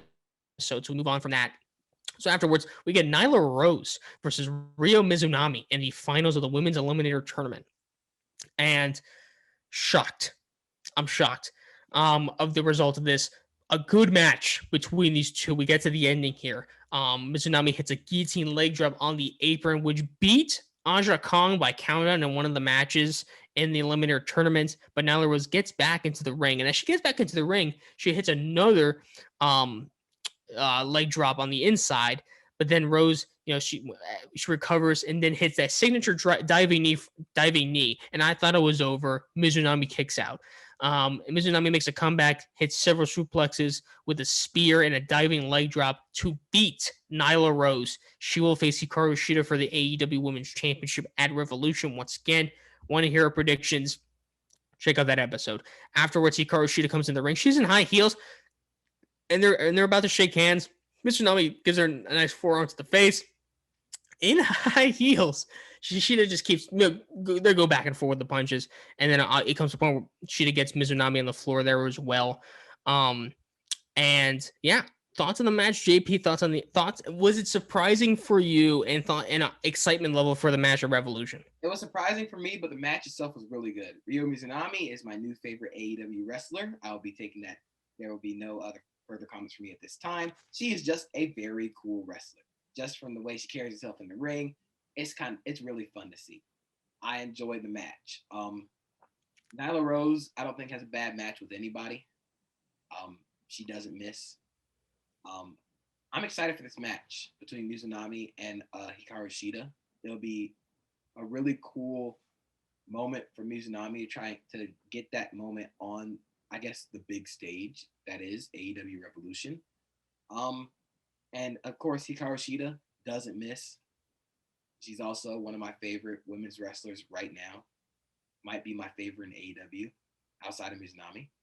But, I'm excited for the match. I thought this match really did a good job of showing Ryo Mizunami to the main audience of AEW Dynamite, which is something that if you didn't follow the Japan side of the women's tournament, it was a good thing to see. Yeah, I mean, for me, again, I'm not a total Ryo Mizunami watcher. I mean, the only stuff I've seen from her was matches from the Japan tournament on the side Japan side, which I saw a little bit of, and she looked pretty cool there. I was honestly surprised she won just because she was dancing and taunting a lot in this match. I'm like, oh, Nyla was about to just kill her, but no. I mean, honestly, a surprise. I mean, again, last week I talked about how, to me, Britt Baker should have won all the way and win the title at Revolution or even Thunder Rosa, one of those two. Obviously, Nyla Rose knocks them both out. So if it was always the plan for Ryo Mizunami to win, then I'm glad that Nyla Rose made it to the finals then, because obviously, but to me, it's like, I honestly thought that Nyla Rose was going to win after beating Britt Baker and especially in the finals, just because, I mean, we were talking about it last week, how she's like kind of losing a little bit of momentum. So it's good to get her these big wins. So I was honestly shocked that she lost. I mean, were you shocked as well, or? I was shocked because I didn't think that a woman from the Japan side of the tournament would win and go all the finals. I thought the U.S. side was loaded. I thought they were going to go with any combination of Ryo, Thunder Rosa, Britt Baker, or Nyla Rose. But the way I see it is I don't think any of those four benefit from or lose anything from losing this tournament, because they can just get it right back by being on Dynamite. I think with the wrestlers on Japan side, this is probably one of their only shots of being on Dynamite. Not because of like their talent or anything. It's just because they're in Japan. So you never know what other chance they're going to get. I think they're saving Britt Baker and Thunder Rosa their title victories for times when there are going to be more fans. I don't know if they're going to do that for a later pay-per-view or something, but I definitely think Britt Baker's time is coming. But I think this was the perfect moment for a Japan wrestler from the Japanese side to get that shot, because you never know when that other shot's going to happen. Right. So I mean, which is why to me it's great that, again, I'm not a Nyla Rose hater, definitely not. I think she's great. But to me, I definitely think when you look at the future of the women's championship title picture, to me it's Britt Baker number one, and then you have Thunder Rosa in there. Because to me, it's like Thunder Rosa is not even like completely signed to AEW yet, so maybe that's why that she's not even in the title picture.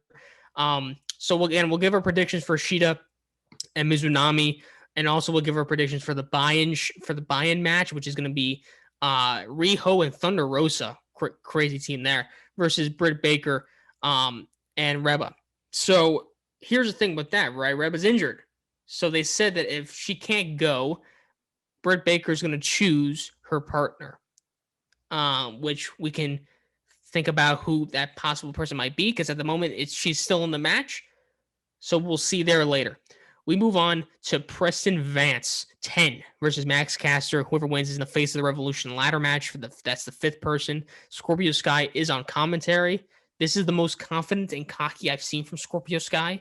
He's on commentary. He's pretty much flexing himself throughout the whole time. These two don't have a bad match, to say the least. But we kind of jump to the end here when Caster, he misses a flying elbow drop. 10 hits a power bomb, but Caster got a swing on the rope to stop the count. But who comes out as the referee is distracted is Jack Evans. He appears from under the ring and hits Vance with a boombox, allowing Caster to get the pin and the win. So Max Caster is in the in the Face of the Revolution ladder match. He also came out, by the way, to another like diss track towards 10, and even -1. Man, why you gotta do -1 like that, bro? To Brody Lee Jr. there as well. He made a bar, by the way, where he was saying like, "I'm gonna light you up like Lady Gaga's dog walker" or something like that. I'm like, whoa, calm down. That was, I mean, it was hard. Don't get me wrong, but like, I was definitely shocked that he said that. And then afterwards, we see Matt Hardy give a check to Jack Evans at the end there, because he's pretty much trying to sabotage not only Hangman Page, which we'll see a little bit later, but also the members of the Dark Order. So that's that. Thoughts on the match, JP? Oh man, I really wanted 10 to be in the ladder match. I get story-wise why they made Max Caster win, but I really wanted 10 in that match. I feel like 10 has the most momentum going into it. I thought the match itself was all right. One thing that I do enjoy is how much -1 is involved in every Dark Order thing. It's just really sweet. And -1, Brody Lee Jr. is playing into it so well. It's so funny to see, because he's always like, he's so supercharged up, which you expect from a child, which like it plays so well into the seriousness of Dark Order and the fact they're led by a child. So I think it's really funny. But like I said, I think 10 should have been in the match. I really haven't seen that much from Max Caster. I'm hoping that I'll be proved wrong in the ladder match, but we'll definitely see. Yeah, I mean, I like Max Caster. I was honestly expecting him to win, just because I know that Matt Hardy's he's been trying to sabotage the Dark Order, because they're kind of connected with Hangman Page and stuff like that. I definitely think Max Caster has a lot of he definitely has a lot of charisma and definitely some ability in the ring there. So we'll see how he thrives in that ladder match. Again, we'll give our thoughts on that Face of the Revolution ladder match in our predictions episode. But we move on to the main event, which is John Silver, Johnny Hungies, and Adam Page versus Matt Hardy and Mark Quinn. And again, another pretty solid match here as well. Not bad. It's the main event. We go to the ending here. Hangman counters the twist of fate. Silver tags in and drill Hardy with a spear. Hangman finishes Quinn off with a buckshot lariat, which then has Hardy. He attacks him afterwards with a mic, but who comes in as the Dark Order to save the day? Everybody else. -1 is telling people to come in the ring to save him. But then they were sued by every team that was in the Casino Battle Royal, and the show ends with just absolute chaos in there as well. So, um, talking about this match, obviously we talked a lot about John Silver, how he's just kind of lovable. I want to point out like one thing that JR said during the broadcast. He says that John Silver is like a puppy. He says if you feed him and take care of him, he'll be loyal for you for the rest of for forever. I can't help but agree. John Silver is just super likable. Also, by the way, I was just looking up his height. He's short, and he's doing.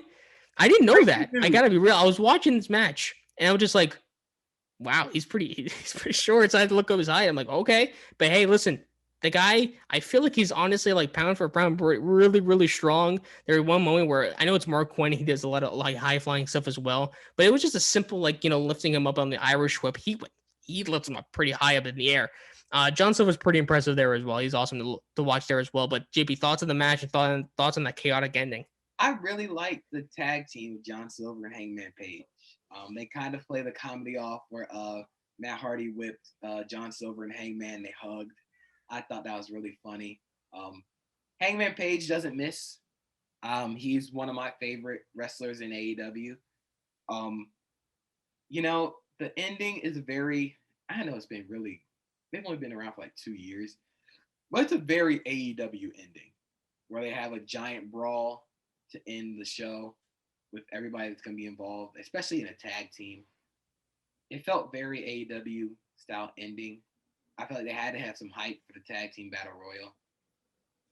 But the match itself was pretty good. It's about what you expect. Mark Quinn took most of the bumps. Hangman Page looked really good. John Silver looked really good. Mark Quinn also looked pretty good. So it served its purpose, but still a very AEW ending. Yeah, I mean, you correct me if I'm wrong here, but you really didn't have any appearance from John Mox or even Kenny Omega. You did have a little video package, of what the exploding barbed wire deathmatch will be like, and they kind of showed Japanese wrestlers and different people from AEW talk about the actual match itself. Which, by the way, I just can't wait for that. But again, we'll talk about everything, and that's the end of AEW Dynamite. Again, we'll talk about Revolution in our next show, which should be coming out today or tomorrow. We'll see, but definitely check that out. We're gonna be talking about every match and also the surprise signees, whoever that signee is, and who the sixth person in that ladder match could be. We'll talk about it, but we move on to SmackDown. We get to the last show here, and pretty much the opening segment had Michael Cole in the ring asking Daniel Bryan some questions.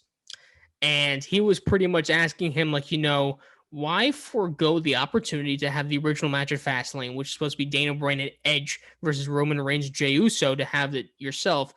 I mean, no offense to Michael Cole. I feel like it's a pretty simple answer, right? He wants to challenge for the WWE Universal Championship. He cuts, and I put this on Twitter, a phenomenal promo. Just kind of about what he's been through. He says that, it's great putting over talent. It's great putting over what could be the future of WWE. However, I feel like I've been putting myself on the back burner. And to me, I know I have a lot in the tank, and this could be my last chance. And I put this on Twitter. So when I was hearing this, I did this in my room. I was like, yes. Because again, like Daniel Bryan has that way of, again, he's that underdog, whatever, but he really gets a way for you to get fired up. Especially if like the cards are all down on him. And even what he did, he also said it was kind of a funny story, and maybe I don't know if it's true or not. He was talking about how WWE does these ambitious tests, like these personality tests, and he scored the lowest out of everybody. And he was saying how, the person asked me, like, why you're not ambitious? How are you so successful? He says, because he loves wrestling. That's what he loves. It's like the whole thing that Cesaro said. He just loves wrestling. Who comes out? It's Roman Reigns. And he says, Daniel, you don't love wrestling. You need wrestling. I love the business, but I don't need it. I don't need to be successful off of it. And JP's kind of nodding his head like, yeah, maybe he's right. And Roman Reigns, again, he's just saying, like, listen, you're not ambitious. You're the underdog. You're small. You're little. And as soon as he's obviously starting to Daniel Bryan's trying to talk. Jey Uso takes the mic like he did last week, and he says, "You know who do you think you are? Who's this? This is the closest you get to the Universal title because you have to get through me in the steel cage match later tonight." And he gives him back the mic. And last week, as Uso got the jump on Daniel Bryan, Daniel Bryan gets the jump on him this time. Does an arm drag and throws him right out of the ring. And Roman Reigns is still in the ring. He looks disappointed to Daniel Bryan, and he just leaves. So opening segments again, JP. What did you think? Dude, it's crazy how Daniel Bryan is the greatest wrestler alive and also can cut fire promos. It's literally unfair. It's like you created a wrestler in WWE and he just doesn't miss. Daniel Bryan, what he does so well is gets you feeling. That's what you want as a wrestler. You want to get people involved. You want to have them feel something while you're speaking. That's what Daniel Bryan did so well during this. He cut the promo with fire, intensity, passion, whatever you want to call it. He did it really well. And Roman Reigns is a perfect foil, with that whole I love wrestling, you don't love wrestling, you need wrestling. I love that whole dynamic between the two. I feel like we say it every week. I'm going to keep saying it. Roman Reigns doesn't miss. Jey Uso doesn't miss. Paul Heyman didn't even speak, and he doesn't miss. Daniel Bryan, add him to the list. He don't miss. I feel like he's the inventor of the he don't miss list. He don't miss. But nobody in that promo segment missed. It was a great opening to SmackDown. Yep. And in the main event, we're going to have Daniel Bryan take on Jey Uso. The winner, if Daniel Bryan wins, faces Roman Reigns for the title at Fastlane. So we'll see if it happens. But we move on to the next match. Montez Ford. It was supposed to be the Street Profits going up against Sami Zayn and King Corbin. The Street Profits make their entrance. Sami Zayn cuts out and says, last week was a fluke win, and me and Corbin are gonna beat you now. But King Corbin comes out and says, "Listen, Sami, I don't like you. I don't like you, Sami. And I'm a singles wrestler. I'm not a tag team wrestler, so I'm a wrestle one of them. So it's King Corbin and Montez Ford together, and pretty short here. And what happens at the end is that King Corbin actually hits the end of days, which I know there's a huge meme out there. That's pretty much that's the most protected finisher in WWE, which it is. No one kicks out of that, and Montez Ford doesn't, and he gets the win. And at the moment, it was Sami Zayn kind of distracting Montez Ford, which kind of led to King Corbin winning that. But then afterwards, Sami Zayn was going to fight Angelo Dawkins, and King Corbin says, "Why should I help you? Whatever." It came to a point where it was Dawkins hitting Sami Zayn off the apron into Corbin. He says, "You're on your own, whatever." So it's Dawkins versus Zayn, and it was a back and forth, but Dawkins picks up the win after he hit that neck breaker that he always hits and stuff like that. So he gets the win there. Thoughts on these two matches? Sure. I don't know, man. I'm kind of tired of this whole Street Profits and Sami Zayn and King Corbin thing. I kind of want Street Profits to move on to something else, but what else is there to move on to when there's not a lot of tag teams in SmackDown on that division? So, I mean, the match itself were all right. I feel like King Corbin, for all the flack that he gets in terms of promos, he's one of the better big men the WWE has in terms of in-ring work. The End of Days deserves to be one of the most protected moves that WWE has. It's really smooth looking. I said it a few shows ago, but Sami Zayn is turning into the Laura Loomer of the WWE, and it is perfect. It's absolutely hilarious. But yeah, I'm kind of just ready to see the Street Profits move on to something else. Yeah, and it seems like, again, they're still in the title picture when it comes to Dolph Ziggler and Robert Roode, who, by the way, have not been present. Dirty Dogs. Dirty Dogs, yeah. I mean, last week, the only time they had was that they were just sipping solo cups watching the Street Profits wrestle. Didn't do anything this week again as well. So it seems like they're still in it. But we move on to the next match. It's Dominic Mysterio versus Chad Gable. And I said, hey, man, if they get some time, this could be very fun. It was still a brief match between those two, but I will say that it was definitely a good one. And I will say that when it comes to Dominic Mysterio, we've always seen him do the high-flying stuff, but he did the technical stuff pretty well here against Chad Gable. And at the end, it pretty much led to a lot of pinning predicaments. But Dom, at the end, did a nice one to score the win. And right after he won, Rey Mysterio gets in the ring and does like an apron down kick on Otis, and then does like a what is that move called when he does like that I think it was the same time he does that on the announce table on Otis, and Otis is just kind of wiped out, and Rey Mysterio just he like I thought he headbutted the camera for a bit as he was running away, but he runs away with Dom, and they celebrate the victory. Thoughts on this brief match, JP, and then that little bit of an ending? It was fun. Chad Gable, one of the best in-ring wrestlers. I think Dominic is definitely getting better every time he's in the ring. It's definitely really fun to see. I mean, really kind of hate seeing Chad Gable take losses like that, especially to a fresher wrestler in Dominic Mysterio. But I guess it's making me intrigued for where this story is going and where these groups go from here.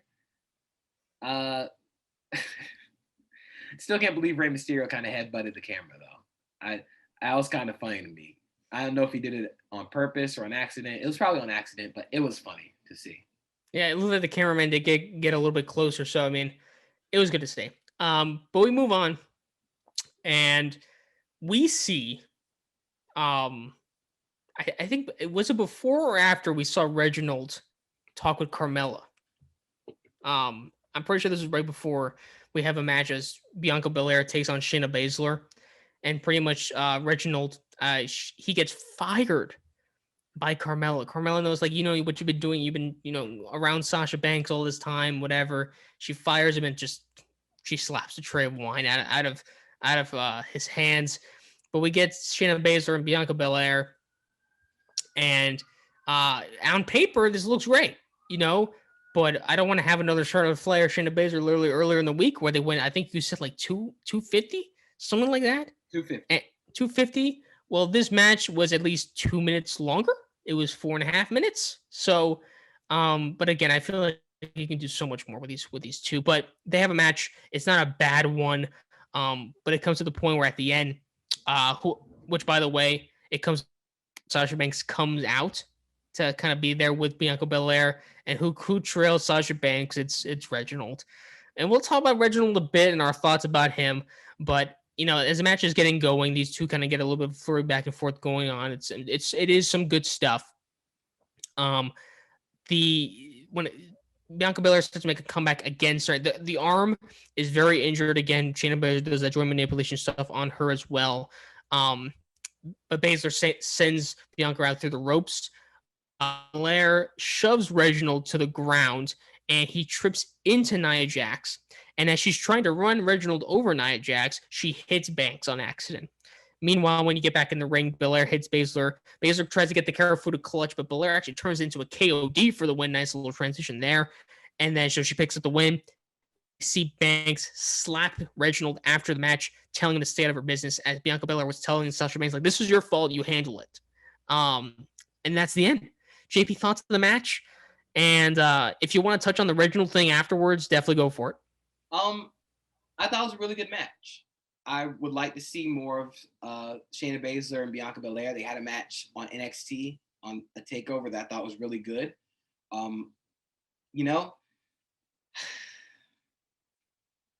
This Reginald thing, man, it's gotta stop. You don't need to put Reginald in between the feud between Sasha Banks and Bianca Belair. It takes away from the actual feud of Sasha Banks and Bianca Belair. You don't need to put Reginald in this. I don't feel the need for having to break him up with Carmella. This just all feels like they're trying to force feed Reginald to us, and I don't really want Reginald involved in this storyline. It's diminishing the wrestling that we're going to get. It's diminishing the story that's being told between Sasha Banks and Bianca Belair. So, like, the match itself was really good. I'd like to see it again. But we don't need Reginald involved in this.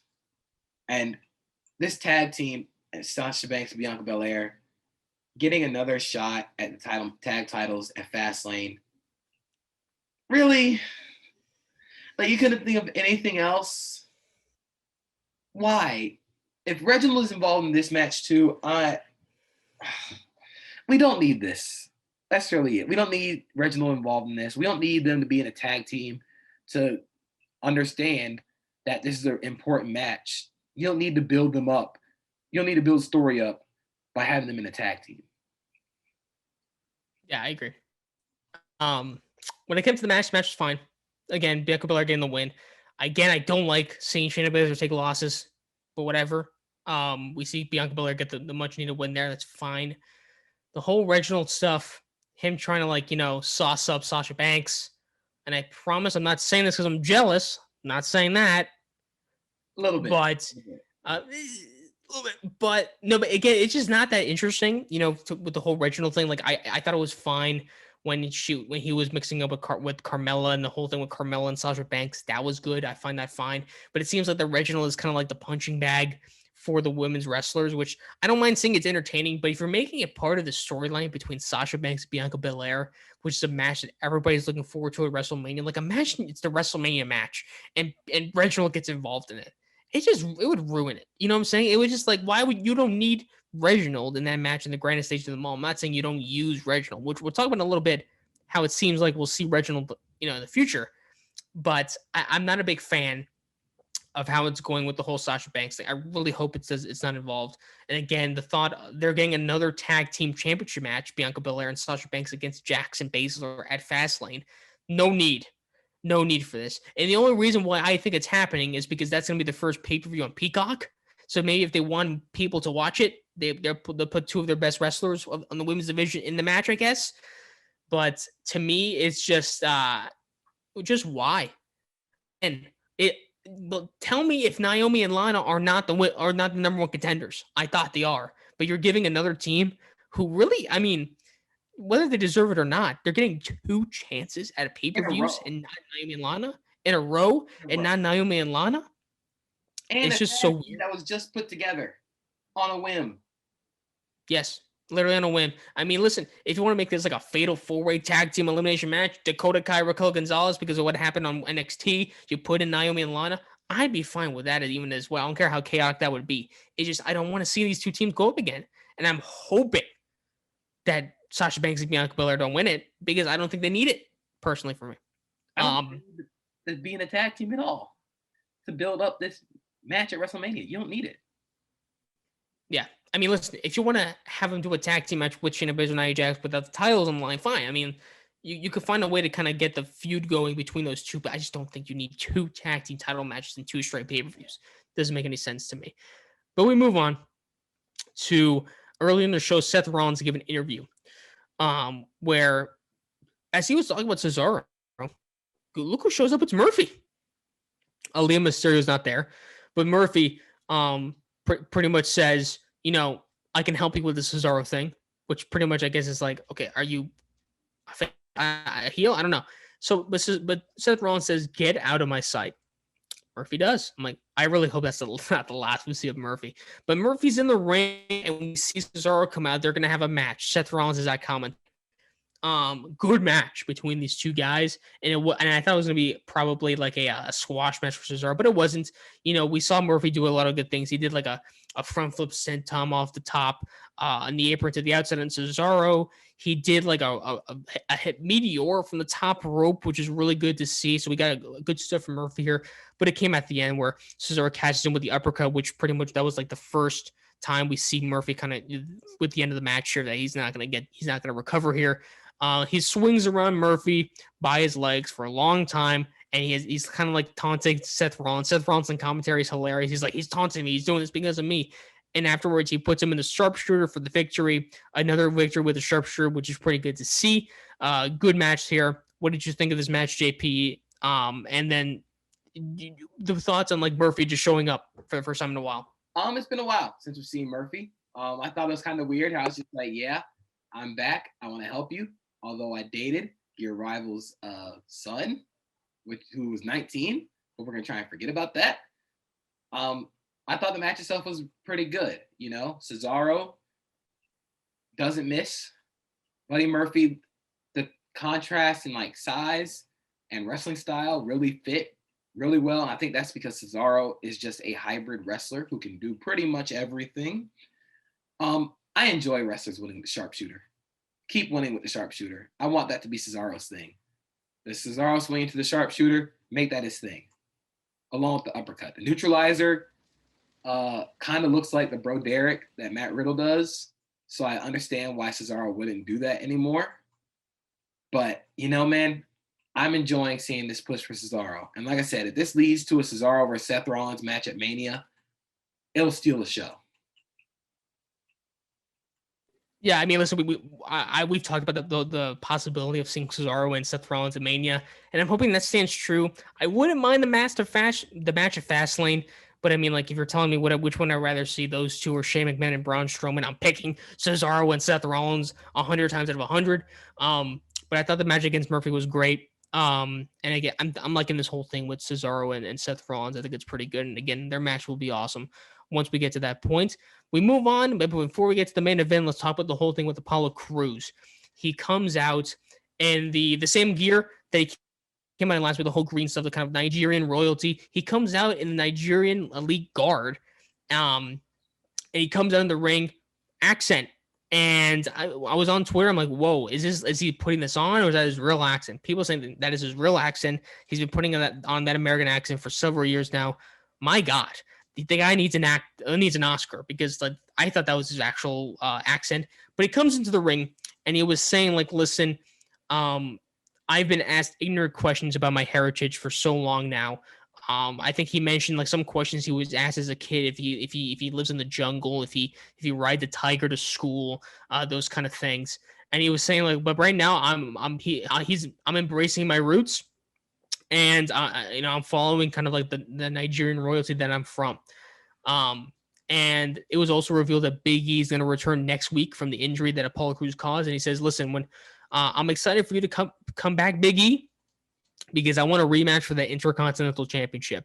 And we said this before, but this Apollo Crews we're seeing right now is already the best work of his career, I feel. It's just so much more interesting to see that kind of embracing his roots and stuff like that. JP, what did you think of the promo he cut and the possibility of a rematch between him and Big E? I absolutely love this. I love where this is going. The accent is perfect. If that's his real accent, it makes it even better. He's saying he has to hide the real him from everyone else because he got bullied. It makes so much sense. It's perfect. The Nigerian elite guard out there with him, awesome. He had the spear with him. It looked so cool. And for all the people who are comparing this to Coming to America or Black Panther, I beg you, turn off your phone, turn off your TV, and go outside for once. Not everything has to be tied back to Coming to America or Black Panther. There are more Black movies out there. There are actual Black people who live in Africa. Nigeria is an actual country. This does not have to be a comparison that you have to make. Why? Why do you do this? Like, it's so, how frustrating it is? Where it's like, oh yeah, looks like somebody missed out on the Coming to America sequel. That doesn't make sense. None of that makes sense. Zamunda is not a real place. I hate to break it to you. It's not real. Nigeria is a real place. So please stop comparing this to that, because this is great. What he's doing is awesome. And comparing it to that diminishes everything that he's doing. And it's disrespectful. I just love how you need to remind people, like, by the way, like, people live in Africa, okay? Nigeria's a real country, okay? It's a real place. Zamunda's not real. Wakanda's not real. No, but when it comes to this, listen, I'm thinking it's great. And I saw people on Twitter say, like, the accent is a bit much. That's his accent. I don't get that. The accent is a bit much. He could lose the accent. What do you mean he could lose the accent? That reminds me, my mom, for the longest, thought Becky Lynch was putting on a fake accent. And I'm like, she's really from Ireland, right? Oh, man. You can't turn that off. Yeah, that's funny. No, but like, again, like, it's like, I can't believe people are saying the accent's too much, but like, I can't help it, bro. It's his accent. Like, I don't know what to tell you. No, but it's great. Listen, I'm loving what Apollo Crews is doing, and to me, again, it's like it's always been with Apollo Crews before he kind of made this new character of his now. That's like, people always praise the in-ring work, but maybe the mic work needed a little bit more of a fixing there. But now I feel like, again, it feels like he's just very comfortable in the role that he's in now, which is really good to see. And again, I want to see a rematch now between this new Apollo Crews and Big E. I'm excited to see it, and we'll see what happens when Big E returns next week. I don't think they'll have the match. They'll probably have that match possibly at Fastlane. So we'll see where that goes. But we move on to the main event. Daniel Bryan versus Jey Uso in a steel cage match, and these guys put on an absolute banger. But before that, Corey Graves is in the ring telling us how a steel cage match works. Thanks, I guess. But we have a cameraman up on top on the cage. That was cool, I guess. But Daniel Bryan comes in the ring, and these two just kind of go at it. And the way this starts off, actually, is Jey Uso brings him to the side of the cage, scrapes his face on the cage as Roman Reigns comes out and sits on a chair that Paul Heyman gives him. And Roman Reigns goes up to Daniel Bryan, just stares at him and tells Jey Uso more. And I put it on Twitter, that just reminded me of when Kylo Ren said that in Star Wars more. So, but these two have an amazing match back and forth. Jey Uso did so many great spots in here that were just absolutely phenomenal.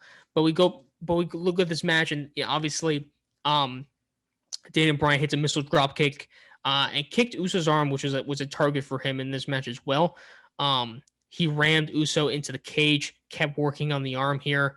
It came to a moment where like they were both trying to get out of the cage. They both get on the ropes, and Daniel Bryan does a couple yes kicks, but then Jey Uso hits a super kick, knocks him off, and off the ropes he does a splash. Awesome to see that. That was cool. And then afterwards, Bryan pulled Uso back into the ring, hit a series of kicks. And then they're on the other side of the cage. Bryan hits a underhook suplex from the top rope, applies the yes lock, and Uso gets on the rope, but there's no rope break in a steel cage match, so he has to tap out. He has no choice, and he is celebrating on top of the ring, doing the yes chants. He is going to face Roman Reigns for the Universal title at Fastlane, and Roman Reigns just looks disappointed. JP, thoughts on the match? Thoughts on Roman Reigns versus Daniel Bryan at Fastlane for the Universal title? Dude, this is the best run Jey Uso's had in his life. This is absolutely awesome in-ring stuff that he's doing. Daniel Bryan doesn't miss. This whole match was just intense. The physicality. I think Jey Uso hit a Samoan drop from the top of the cage. Yeah. Come on, man. This is amazing. And like, it makes me excited to see what Jimmy's going to do. Because like, they both can be singles wrestlers. I enjoy them as tag team, but Jey has shown he can be a singles wrestler. This is amazing. I love this match. Daniel Bryan versus Roman Reigns at Fastlane feels perfect. The reason why is because they had the match at Fastlane in 2015, like 2017. It was a singles match. Roman won. I'm excited for this in so many ways because now the roles are reversed. Daniel Bryan's trying to get that one last run. I kind of have the feeling Roman's going to win, but I wouldn't mind seeing Daniel Bryan pull off the upset. I wouldn't mind it. But the main event itself was absolutely phenomenal. And it ended another week where Jey Uso, Daniel Bryan, Roman Reigns don't miss. Yeah, I agree. And listen, the match was great. Definitely, it was probably easily my second favorite match of the week. Because again, that Sheamus Drew McIntyre fight was just awesome. Now, when it comes to the match at Fastlane, Roman Reigns, when him as Universal Champion, every single championship match at the pay-per-view has not missed. Not one match has been bad. He had the two against Jey, and I think it was Clash Champions or Night of Champions, whatever they call it. I think it's Clash. And then at Hell in a Cell and that I Quit match, both phenomenal. He had the TLC match against Kevin Owens, banger. The Last Man Standing match, besides that spot where the ref didn't count, banger. My match of the year, I think, Still, right there you go. You had the steel cage match even on SmackDown between those two guys. Awesome. So, I mean, why? I don't see why him and Daniel Bryan cannot put on the best one, to be honest with you. I want Daniel Bryan to win, let's be honest here, because here's the thing. Daniel Bryan, ever since he kind of got into, stepped in the WWE ring, I was always a huge fan of Daniel Bryan. another wrestler I got to meet during his heel run. I hate to say this, but this was in WrestleMania 28 when I met him in Miami, and I feel bad now because he was very, very nice to me. But then the day after, he got beaten 28 seconds. But um, very nice guy. Because by Sheamus, very nice guy. Daniel Bryan was super nice. Daniel Bryan has always been one of my favorite wrestlers. It's especially in the main roster, he probably is my favorite wrestler, and then Finn Balor in NXT. So would I mind seeing him win? Absolutely not. And the thought of a Daniel Bryan and Edge match at WrestleMania sounds good to me. However, it's looking more and more likely that we might see a triple threat match maybe at WrestleMania. Daniel Bryan, Edge, and Roman Reigns. And I don't know how people feel about it, but I saw you clapping. I'm all for it. And here's the thing. I mean, I'm just biased, but I want to see Daniel Bryan win the Universal title. I do too. I've been so invested in Daniel Bryan that it's made me forget that Edge is the Royal Rumble winner challenging Roman. So having that triple threat match, nobody really loses anything from getting pinned. You can have the triple threat match. You can avoid Roman being pinned. If you decide to have Daniel Bryan win, you could have, or Edge win, you could have Roman pinned. You could have Roman get pinned and lose, but he can build that back up because he's Roman Reigns. You can have Edge. If Edge loses, you can build that back up because he's Edge. And of course, he's going to build it back up. Daniel Bryan, he's Daniel Bryan. 2 or 3 more great matches like he normally does, and he's right back in the title picture. And you really can't go wrong at WrestleMania between those 3. Again, that could be another match of the night, a show stealer. So I'm all for Daniel Bryan win the title, whether it be at WrestleMania, whether it be at Fastlane. I'm all for it, man. That kind of one last run, he's hinted at this might be the only chance that he gets, and it makes me sad to think about because, like, man, this might be the only shot he has left before he decides to retire. And I'm like, dang, don't retire, dude. But it's just awesome. Everything about this is amazing. Yeah, I mean, again, for me, it's like I definitely think Daniel Bryan deserves one more run with the Universal title, and I think it should happen now. Why not? Again, I don't know. Again, I just think that match at Fastlane is honestly more interesting than it gets. I just feel like the promo he's been cutting and the stuff like that from Daniel Bryan, it puts more intrigue on this match. Like maybe Roman Reigns will lose. I don't know. I just don't see how you take the title off of Roman unless it's at WrestleMania. I don't think he loses it at Fastlane. We'll see though. Again, I wouldn't mind it if it results in an amazing match, which it probably will be. I don't mind it. But that's SmackDown, and that is the end of the week for our week in review. Thanks for listening. But again, our next episode, we're going to be doing our predictions for AEW Revolution, talking about not only match by match, but going over the mystery signee, Hall of Fame worthy signee that they're going to get, and the 6th person in the Faces Revolution ladder match. But again, that's going to do it for us for this weekend review. Once again, we want to do more episodes. So definitely, shoot us ideas of what you want to see from us. Like, comment, subscribe if you're watching on YouTube. If you're listening on Spotify, Anchor, or other streaming platforms, leave us a review and stuff like that. Give us a good review. If you want to see more from us, DM us. Follow us on Twitter at EL_cell. But for me, you can find me on my personal Twitter at Zach Weinberger, Zach with an H, WEINBERGER. I do another podcast with Jacob Brown, the Nerd Pod, too. WandaVision finale came out, a lot of stuff there, Snyder Cut stuff. Find myself at UPress online along with JP as well, which will get into the stuff that to plug his stuff. Writing some stuff for the Jewish Forward, some exciting stuff on the horizon there. JP's Twitter is at Acosta32_JP. And what other stuff you want to plug, bro? I also write for Big Cat Country. I write about the NFL. I write pretty cool stuff about the Jaguars, doing some scouting for the NFL draft. Definitely follow me there. I'm slowly making my way to every UPress Play podcast that we have. So I will be on all of them. You will never escape me or my voice. But yeah, I write for the University Press. Looking into doing some more writing anywhere. If you find anything, give me a shout. But yeah, I write about football, write about anime. Also I love to write about movies, just watched Coming to America 2. Kind of meh, mixed reviews. Godzilla vs. King Kong comes out in a few weeks. I can't wait. Mortal Kombat movie comes out next month. I'm so ready for it. But yeah, you can find me on Twitter. Sometimes I'm funny, sometimes I'm not. Depends on who you ask. Yeah, good to see you. And just by the way, since JP probably is in favor of this, the Jaguars are taking Trey Lance number 1, right? Okay. Well, well, I think it's time to go. I think it's time to go as well. That's gonna do it for us. Again, follow us on all the platforms, and we'll see you guys next time.